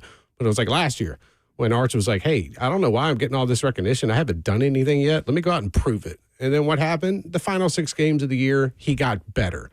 So I think that's probably what Vanderbilt's going to look for. But also at the same time, guys, we're in an age where you cannot have quarterbacks making the amount of money they're making sitting on the bench. We're past the Nico days. Sorry, Nico. Which that really worked out. Yeah, that's a tough one. In revision, I mean, even in real time, which brings me back to the question that I always ask you some version of anytime you're on with us, but when you're in studio, it feels even more pressure. What's it like to be a college sports reporter right now? Because the range of stories that you're being asked to cover, from a Nico Iamaleava situation to a Joey Aguilar court case or Trinidad Chambliss to, quarterback depth for the Vanderbilt Commodores to Lane Kiffin talking about segregation. Right. It's just, what is the life of a college football reporter right now? Because I'm confused and a little scared for you, and I'm impressed with you because it's insane to me. Here's the thing. I usually have things planned out, stuff that I want to hit on that I know that's coming. I knew the ACC meetings are going on in Amelia Island. I chose not to attend this year just because, making a trip back down to Florida for SEC meetings, we all knew that the ACC and the Big 12 were going to come out in support of the 24 team. So okay, I'm good. But you wake up every day and you think you have a plan. Like you think, okay, cool. I'm going to go interview Clark Lee this morning. But yesterday, Dabo Sweeney says something about, you know what, his opinion doesn't matter when it comes to the college football playoff expansion. And that kind of went back. He said that, and it went back to a couple of conversations that I've had with head coaches over the last few weeks and athletic directors where really their opinion doesn't matter. So you turn that into something. But, you know, next week, like, prepare for this. You're going to hear a lot of congressional stuff next week because the SCORE Act, which is supposed to save college sports, might hit the House floor. And if that happens, and if it passes, which I don't think it will, you're going to have conversations about, you know, Washington, D.C. again, dipping their toes in. Newsflash, folks, midterms are coming up. They're not trying to get involved in college athletics. It's as simple as that. They can't stump on that. Maybe Tommy Tuberville can. But that's about it. So it's crazy because you don't know, you think you know what to expect. But there could be a time, you know, somebody files a lawsuit. You know, or you're dealing with Nebraska players, you know, going to arbitration with the College Sports Commission. So you're following that. Like, we knew it was coming, but I guess the best way to put it is I think I know what I'm doing every day, and I think I know what a plan is for 3 to 4 weeks out. But I know what's on my schedule. I'll be in Destin, Florida for SEC meetings. Up until then, I have no idea besides writing on what Clark Lee said in our interview, our sit down today about Diego Pavia, Jerry Curtis, building Vanderbilt up, NIL and whatnot. Like, so that's a part of the plan. But man, everything's changed, brother. Like I was a college football reporter, journalist 4 years ago. Now I've said this before, it's White House correspondent, it's legal expert, it's NIL, and I think that, you know, it's content creator. Everybody's got to create content. Sure. You got to be on YouTube. You got to be on X. Like, it's Wave hi to the folks on YouTube. Right, exactly. No, and it's such a good thing for what our industry is trying to do. But I think at times it could get a little bit overwhelming. So you just got to pace it, man. It's crazy, dude. Because before we talk about actual things that are upcoming, and as you mentioned, spring meetings in Destin and the playoff expansion conversation and all the different things. Segregation. Yeah, it's my favorite. It's maybe my favorite quote I've seen this year. Lane Kiffin talking about racial sensitivities is not something I had on my bingo card. No. But in terms of the way that you do your job and what your job was 4 years ago or 5 years ago versus what it is today, has it affected your, I don't want to say love of it, because I don't think you would do this if you didn't really love it to the depths that you do it, but your view of this thing, has it affected you at all? Do you feel any more jaded about the state of collegiate athletics? Because I have to imagine this happens to all of us when you spend a certain amount of time doing this, but with as twisted as things have gotten around collegiate athletics, I always think it's interesting to talk to people who that's their day-to-day. It would have been a heck of a lot better if I had took some business classes and law classes in college. Just to prepare. But you are taking basket weaving. Right. I'm taking basket week. I've signed up for a class May 26th. Shame on you, really. In East Nashville. It is what it is. I mean, why not? The girl might want to. So it is what it is. But it you know what? It hasn't taken away my passion for it. I love what I do. I love covering college athletics, whether that be football, basketball, baseball.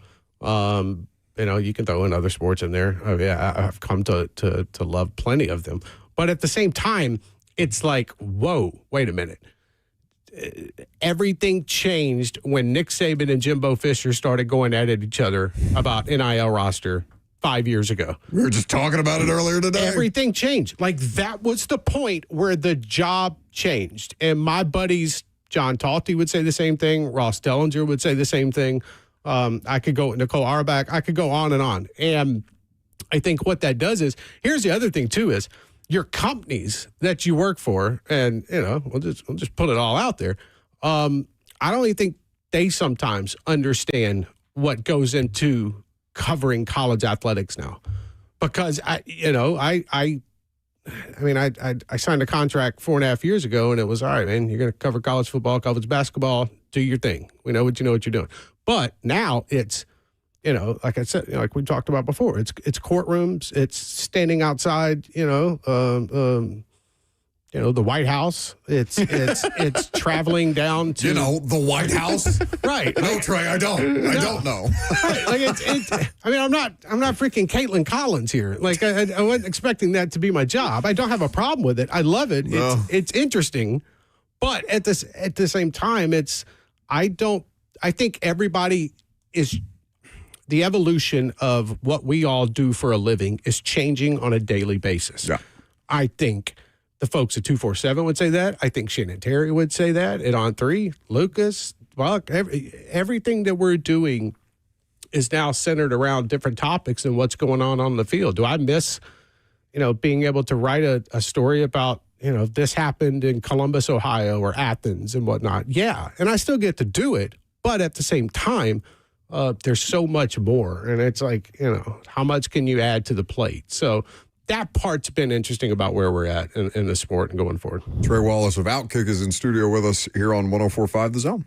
So we've got Steve Sarkisian throwing jabs at Ole Miss, Lane Kiffin saying what he's saying, and the juice around spring meetings, according to social media, is that, right? Yeah. But what's the real juice around spring meetings? What are the real discussions that matter that are going to happen with Greg Sankey and SEC head coaches, as Jim Phillips, the ACC commissioner, in the meantime, is saying ESPN doesn't want to go past 16. Us in the Big 12, we want 24. Right, and you're going to see Brett Yormark from the Big 12 probably come out in the next day or two. I would imagine probably this afternoon and say, hey, look, we're publicly for 24 as well.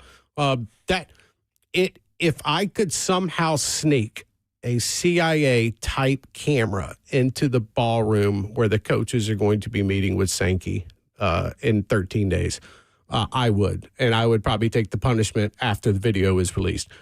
It's going to be tense. There are going to be conversations in that room. And by the way, they've met via Zoom and in other ways, over the last couple of months since the season ended. But, I was talking to Clark Lee about this, and he kind of summed it up for everybody. They thought expansion was coming. They moved to a 9-game conference schedule because they thought expansion was going to be there. It's not here. And even Clark Lee threw it out to me where, they have a 3-year window to get that fixed when it comes to expansion. Get it fixed by 3-year window, television contracts come up, whatnot. That's going to be the kicker out of everything that goes on in Destin, in my opinion, is we moved to 9 games. Where are we at? Are we going to give in? And mind you, I wrote an article about this that came out this morning. These head coaches, their opinions matter when it comes to us writing something and when it comes to them being the highest paid employee sometime of the state and their voice being heard. Their opinion doesn't matter to an athletic director. An athletic director's job is to make sure, okay, my department is good. The football program is going to be good going forward. We're making money. The school president would be the same way. I gave an example.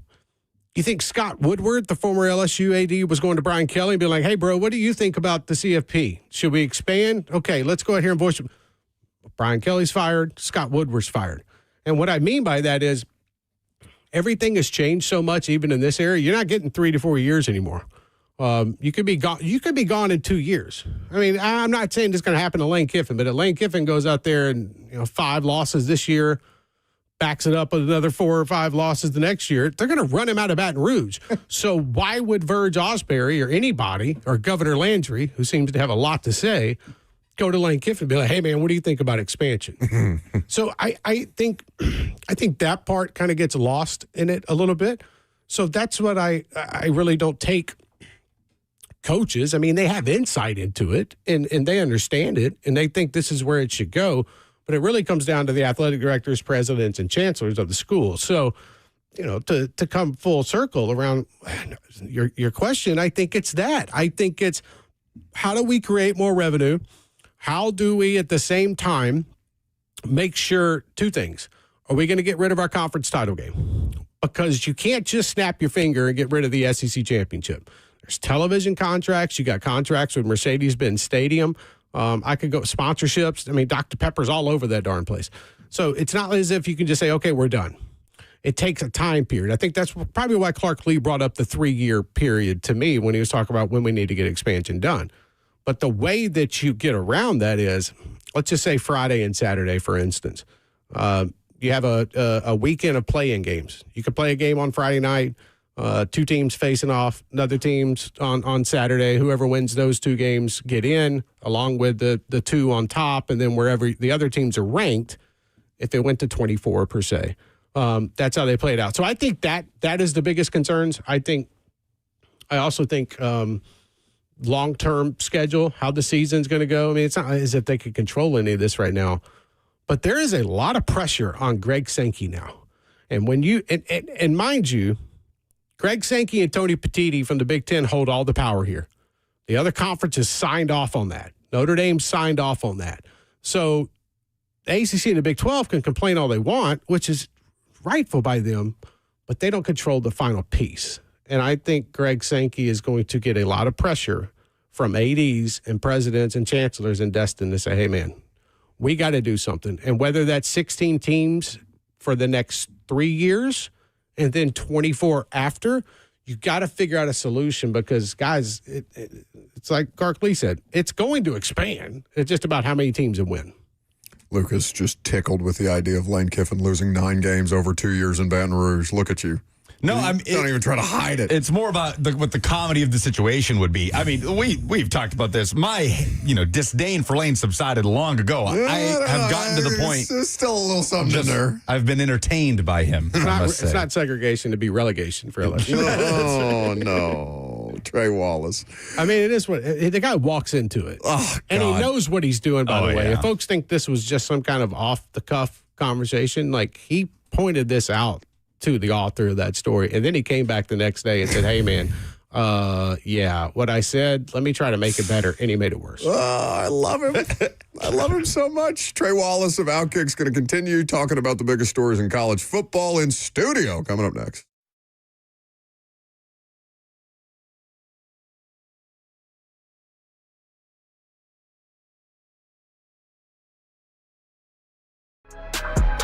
It's Ramon Foster, and I'm with Aaron from United Structure Systems. Man, they came by today to check out my house. If there's any issues, small or big, you're gonna fill us in there. We can take care of it, no matter what kind of problems. So first off, we'll just kind of take a look through your house and see what kind of issues you got going. Cracks in the brick, cracks in the drywall, weird spots in the floor, doors sticking, windows not opening properly. Once we identify those areas, we're going to do a thorough inspection around the outside, make sure there's no issues going on with that. And then once we look over it, we'll talk about what's going on, and hopefully we ain't got no issues, and then we'll go from there. Let's go. Let's go.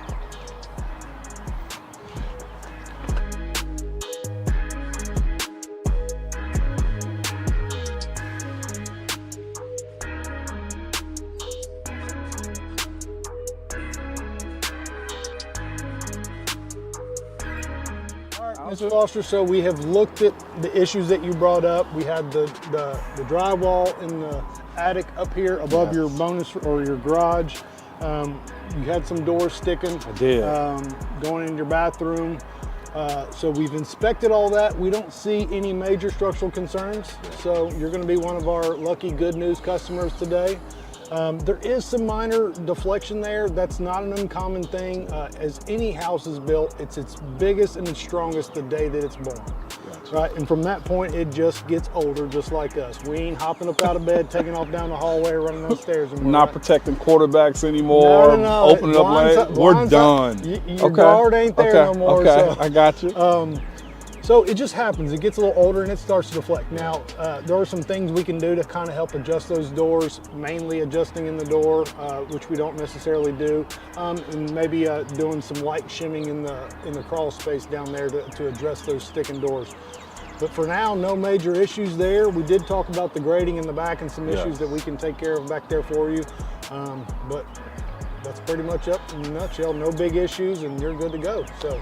Awesome. So again, what you deal with United Structural Systems is upfront, it's honest, and now I can sleep peacefully at night, okay?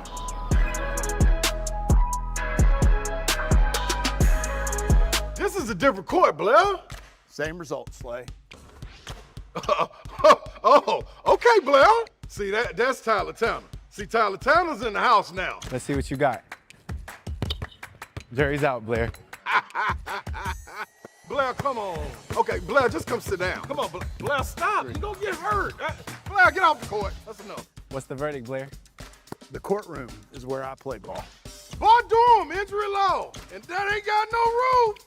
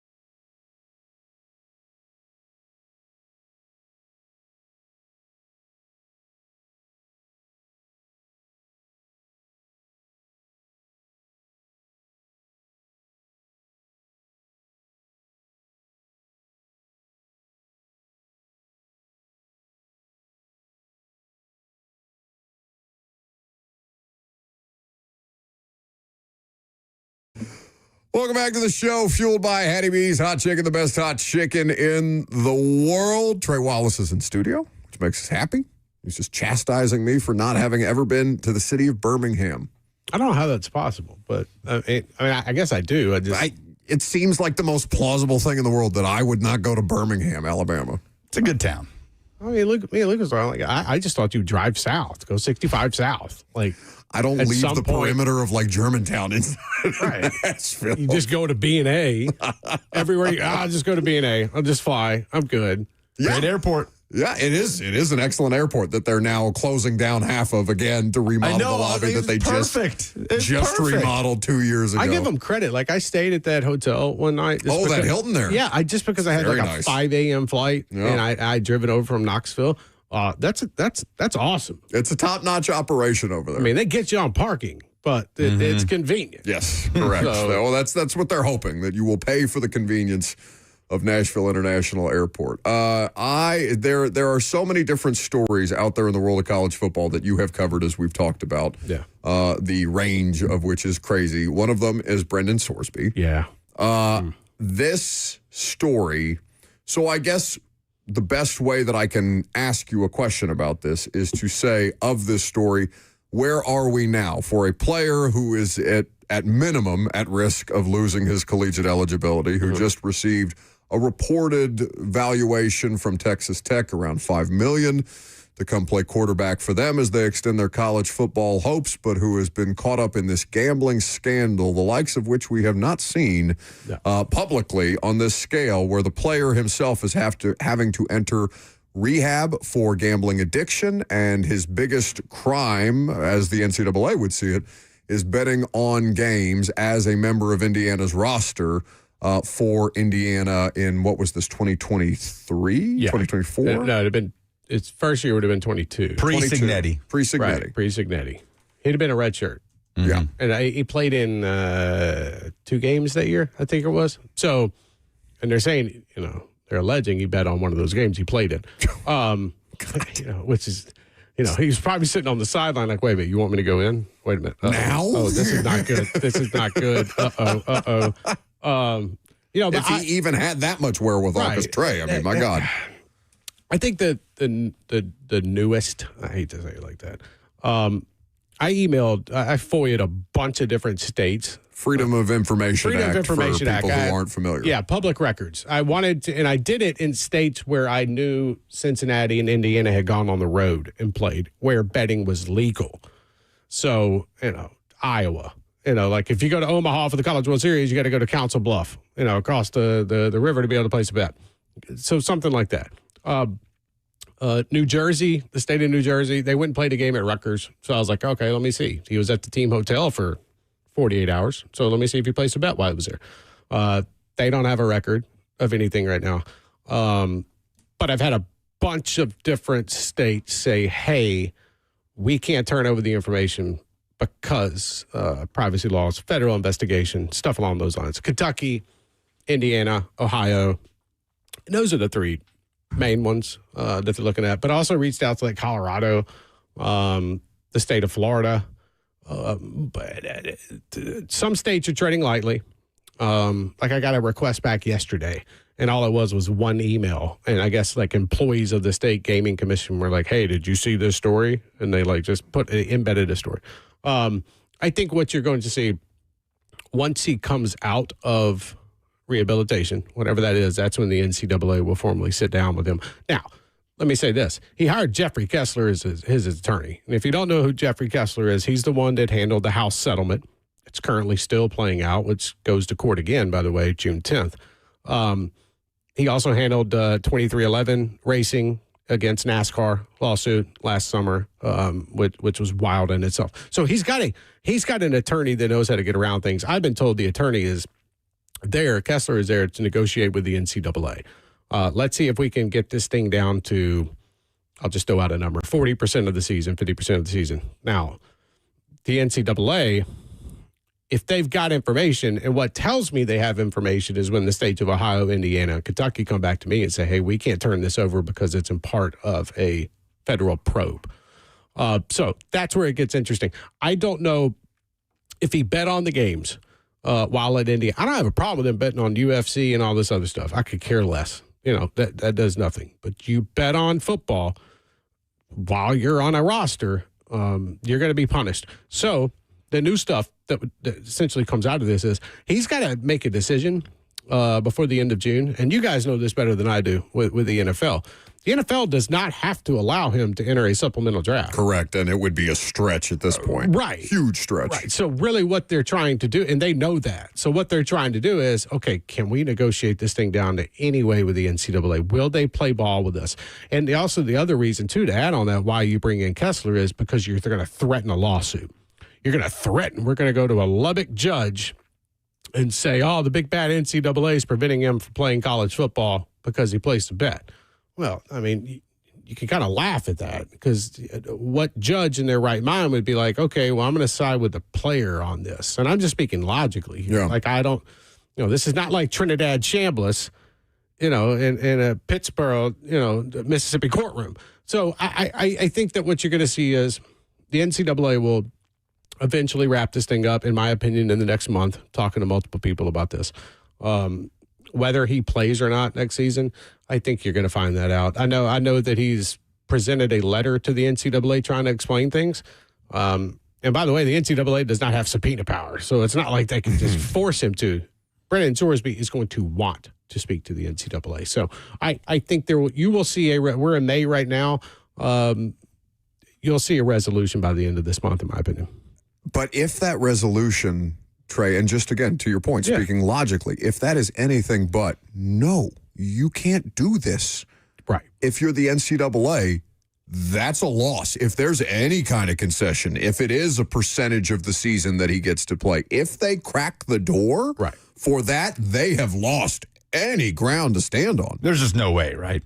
I mean, there can't be. If you cannot set the precedent, and there have been other cases. Iowa State, last year was settled. Their former quarterback. You can if they have proof, which by the way they have all the information they would need. These gaming commissions are going to turn it over. Yeah, this isn't the John Mateer Venmo. No. I mean, the feds will get a hold of this. You know what I mean? Like, and especially because he was placing bets underneath eights. Now, here's what somebody did bring up. A gaming commissioner told me this is he would imagine this gaming commissioner would imagine he was placing a lot of bets on these unregulated apps. And that's the stuff they can't track. The offshore stuff. Yes, the offshore stuff. I'm not going to throw any company underneath the bus, but some of the prediction markets, per se. Yeah. So that's something that, they can't get a hold of records-wise. Yeah, I think Sorsby, in my personal opinion, has played his final down of college football. Let's see what the NCAA decides to do. And if it goes to it, guess we'll see what a Lubbock, Texas judge decides to say in this all. Trey Wallace of Outkick.com in studio. Of course, you can read all his college sports reporting, not just football, though it is a lot of football content and conversation, a lot of great reporting, a lot of conversations like the sit-down he just did with Clark Lee, which I'm sure will be up at the website in the not-too-distant future. So the news cycle has been exhaustive. It's all about expansion. It's about wars of words, gambling scandals, so on and so forth. But mercifully, no post-spring practice portal, so coaches actually have an idea of what the roster is going to be this fall. Right. What to you on the field, and we can keep it in the SEC footprint, is going to be the biggest storyline going into the 2026 season before it starts to shape and shift as the season moves along? I think that obviously the biggest story right now is centered around what's going on in Baton Rouge. I mean, I think that's the obvious one. The college game day being there and whatnot. But my biggest thing is, all right, what's Sam Levitt's health like? You can post videos all you want on social media of him running down a field. I don't care. Have him doing sprints and moving side to side. That's what I'm more worried about with Sam Levitt. So that part is done. I think a lot of eyes are obviously going to be on Alabama. A massive extension for Kalen DeBoer, which in my opinion, I understand where we are at in college athletics right now. Don't think he's earned that extension yet. Not saying he won't, but I just think that part is it's hard to argue that part, especially when you get whacked by Indiana in the Rose Bowl. Amen. Which Kurt Cignetti threw out a Roll Tide to Love the other day that. at the White House. Okay, do you think Trump didn't know who Cignetti was, or do you think, because I saw somebody in The Athletic try to play it off like, oh no, he's doing a thing. He's joking about Google Me. I don't think Trump had a darn clue who Kurt Cignetti was. He doesn't know the Google Me thing. Get out of here. Literally, the line in The Athletic was, oh, perhaps he was alluding to the famous Kurt Cignetti line about Googling him. He wins. From years ago. No. Get out of here. My man was standing right next to Trump and goes, where's Cignetti? Where's Kurt at? I love Kurt. And then he's like looking over to his right, and then he actually looks at Cignetti. Yeah. And then Cignetti was like, it's hey, me here. What's up? Present. I'm here. Yeah, no, I don't think he knew who he was. That's great. Which, whatever. Hopefully the president has more important things to worry about than the head coach at Indiana, but it is still fascinating and funny to watch. I think that I had a conversation the other day. What's Tennessee doing with their quarterback position? This is going to be the Faison thing, or this is going to be the McIntyre thing. From what I keep hearing, it's probably going to be the Faison thing. The term Hail Mary was thrown out to me the other day in regards to McIntyre getting the job, and meaning he had a year and a half head start on the freshman to get in, and went over the locker room and learned the playbook. And I'm not going to sit here and talk about somebody's weight. use to lose a few pounds, but he could probably Not anymore. Well, what are you talking whatever, about? I appreciate it. Looking good. He could have used 15, 20 more pounds, but again, everybody's body's different. My biggest thing for him is knowing the offense, and it's not as if Faison came in unprepared. He had the playbook for essentially a year, and then he comes out and he looks bigger than a lot of people thought. I was talking to a former Tennessee quarterback about that, and he was like, "Oh, that's a big boy. That doesn't look like a freshman." And so I think that, to me, in Tennessee standpoint, man, you don't come out and lose that game at Bobby Dodd Stadium to open the season up against Georgia Tech. They have a nice home schedule, but a lot of it is going to rely on the quarterback position. And I think that Josh Heupel is a good enough offensive mind that he could figure it out. He's proven in the past. I mean, look what we did with Aguilar last year. I mean, they had to go pro style, but you had a guy for 5 months on campus. So, I mean, there's growth. And then I think the last thing I'll say about Tennessee is the Jim Knowles thing. Like, I would caution Tennessee fans to not think that, okay, this defense is going to come in and understand absolutely everything that Jim Knowles is trying to throw out. This is a 2-year process to learn that. But they brought in enough players through the portal that you can pick up on it. So, Tennessee-wise is go win nine games next year. Try to get to that mark. Could they be a playoff team? Maybe. But here's the problem. And I could say this about a number of teams in the SEC. I have no clue because I don't know what their quarterbacks are going to do. And that's we think that they're going to be good. Like, I think Lenore Sellers is going to be good at South Carolina. Now let's see what everybody else around him does on his team. Like, and we could say that about a lot of schools in the conference. So it's going to be a fascinating year because there are so many new faces, and I think at the same time, there are a couple schools that the pressure's on, and I think that right now where we're at in this era, a lot of people have very short fuses, and I'm talking about athletic directors. And I'm not saying anybody's going to get fired or anything like that. They fired enough coaches last year. But the one school I would say in the SEC thing is keep an eye on Florida. I love me some John Summerall. I really do. I'm not saying they're going to come out and, make the CFP or whatnot. And I would say the same thing about what Clark Lee and them are doing. And it's not just because I left campus, an hour ago. I do think they can continue building off that. And I think the back half of the season will be the teller for me regarding the future with Jared Curtis. He's Trey Wallace. He writes at Outkick.com. It's where you can read all of his exhaustive journalism. Thank you, Lane. That he's doing. Yes, thank you, Lane. I feel like I could. We in this industry could probably say that, weekly. Thank you, Lane. He just he know. By the way, he knows what he's doing. And he knew exactly, and it's also... Does he? Because I almost feel like that would be giving him too much credit. Well, I know that, but there's also another reason why I think... So a lot of people were... I saw this question on social media. Why were all of these articles about Lane Kiffin coming out this week? And there have been some out there that said, oh, this was coordinated. Well, you have to understand, LSU, granted, they called me up, said, hey, man, you want to come down? I couldn't. I had a conflict of interest, see you in Destin. But a lot of these stories were done 3 weeks ago. Yeah. And they come out at a certain time, and it's like, oh, well, Lane's a hot topic. Okay, I'm going to put my story out now and not wait until the next week. You know what I mean? So that's why you saw an influx of articles about Lane Kiffin after the Vanity Fair piece dropped. And we knew in the industry that the Vanity Fair piece was coming out, but I'm not sitting around scheduling my stuff on what Lane may or may not say to Vanity Fair, which turned out, it's him trying to, save racism and racial tensions in America, and especially in Oxford. I love it. I love it. How noble. Lane Kiffin. God bless him. Truly, what a guy. We don't deserve Lane Kiffin. We don't deserve Trey Wallace. It's been kind to spend some time in studio with us. We hope you'll do it again next time you're in town. Absolutely, dude. I'll be back in town a lot over the summer. I look forward to it. You guys keep kicking tail. I appreciate it, and I know y'all have a lot to discuss. Y'all stadium is looking good. Titan Stadium. I went by and looked at it. Sure. Looking like what it's going to look like. That's what people are saying. They started hanging drywall. Hey. Oh, you're making progress. I walked up to Vanderbilt and I was like, man, Vanderbilt Stadium and the Titan Stadium kind of look like a starship in the same way. I don't know how to explain it, but No, with the renovations, I understand what you mean for sure. No, they had an Eagles concert there the other night. I think it's the first concert they've had since the stadium. Was that it? Yeah, that was at First Bank Stadium. They're trying to add more. I thought that was at the amphitheater in Franklin. I thought it was too. No, this was it. I found out like the day of. It was at Vandy. I saw U2 at Vanderbilt Stadium back in like 2012 or something. Oh, that's sweet. It's very random that they were That's playing probably there. the last time Vandy's had a concert like that on campus. Yeah. Just keep Morgan Wallen away. You're good.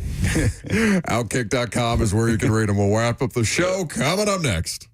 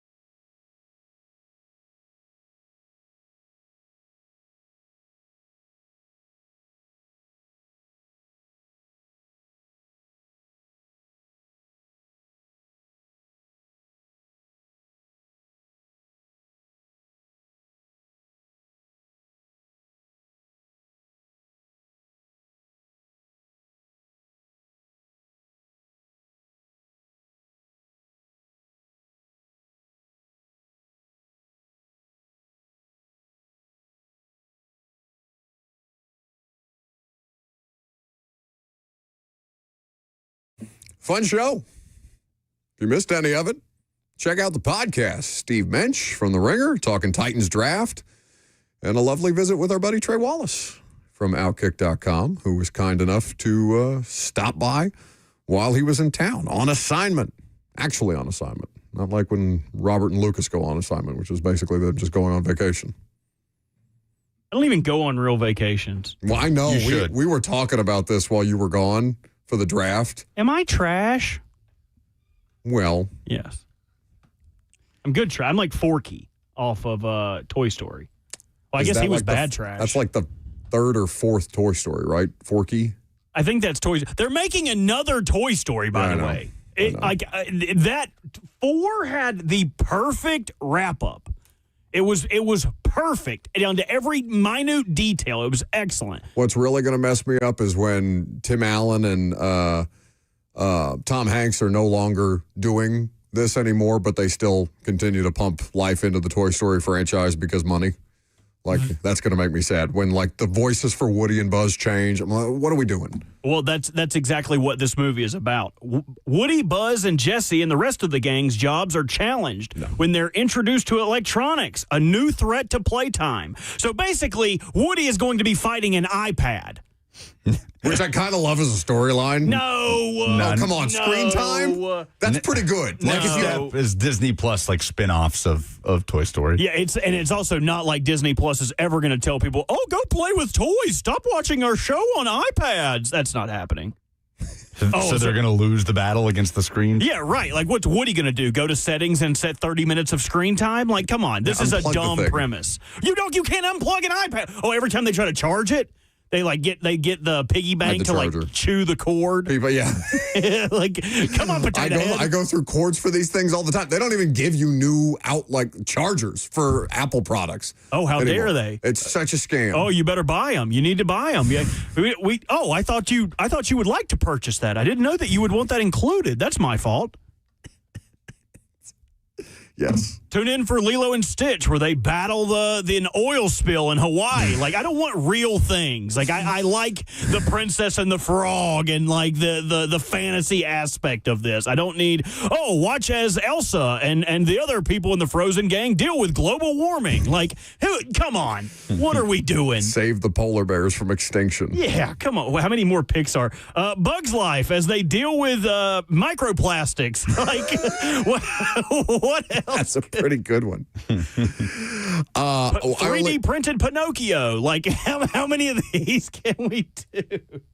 These are more inventive than the slop that is being produced. Like, before AI slop, it's just regurgitated slop. Like, how can we live action our way through another Lion King grab bag? Lightning McQueen has to race a Tesla.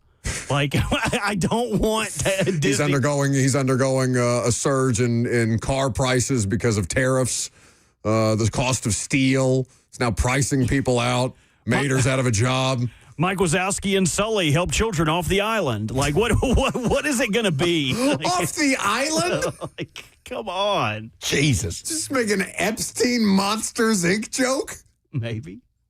I only did 2 polls today. Talk about soccer. NSC at New England Revolution tonight at Gillette Stadium. A battle between the top 2. Hey, now. I'm just kidding. I thought I missed you guys. No, I missed you. Cheyenne really liked my Big Boss desk holder. Oh, good. Lily liked my secretary. Yeah, I like Lily. Where'd you put it? Put it in the office? Both It of y'all? is in my office. It's on the bookshelf. Sorry, NSC. Kickoff is at 6:30. Pregame coverage is at 6 right here on the Zone. Will is on the call tonight. Nashville at New England, the top 2 teams in the East. Nashville's hit a bit of an injury slump, so they're looking to go win in a place where nobody has won so far this year against the Revs, who they destroyed back on the first game of the regular season, 4-1. Let's do some rapid fire polls because there's only 2 today. Hold on, I'm trying to find the absolute shortest one we have. I mean, it's going to be Star Wars. It's going to be 10 minutes long. No, it's got to be a short one. Beavis and Butthead.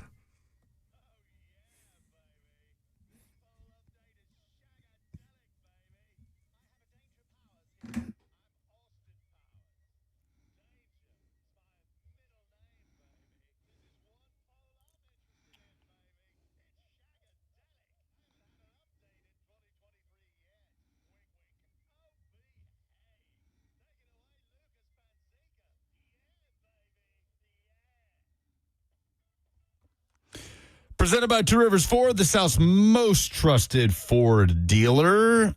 Yeah, you only did these two. Should Lane Kiffin have apologized? 4 votes, 50-50. Yes and no. I did. I noticed at about 12:38 that I did not post polls. Which tier would you put the 2026 Titans in? A whopping 5 votes. Yes. 80% say fun and frisky. Pretty good. Pretty good for the amount of time that we had to do those. Those are the polls? Those are the polls. Very good.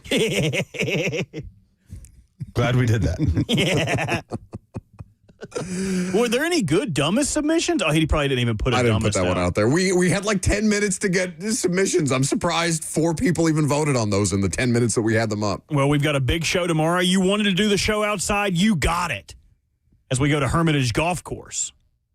Are we outside? We're not in the clubhouse? Last year, me and Lucas were outside. We were in like the foyer outside area. I would prefer to be outside. Hermitage is a lovely course. So if you're playing Hermitage tomorrow, come by, say hi. We are doing the Buddy Allen Carpet 1 golf tournament, which is done to help raise money for Tunnel 2 Towers, which is a great cause. So we will be out there at the Hermitage Clubhouse. It sounds like outside. And if you missed it yesterday, part 2 of the install came out on the Zone's YouTube page. Greg Cosell, Mike Borgonzi breaking down the Titans rookies. 15 more seconds. It was exceptional. I don't know if you guys watched it. I did not get to watch it live. I was enjoying libations. You were drunk. Yes, I was hammered. I was in the back enjoying myself. Got to watch it last night. A lot of great information. A ton of stuff that, I mean, you're not even going to find from the draft philosophers pre-draft. Mike Borgonzi breaking down his players, his picks, and why he thought that. You can check it out on the Zone's YouTube page. He did a really good job. I was impressed with the job that he did. He was tickled to death up there. He told Greg afterwards it was like doing an episode of the NFL matchup show. He's like, "Where's Sal Pal?" Like, not here, Mike. You're the only Italian on the stage. See you tomorrow.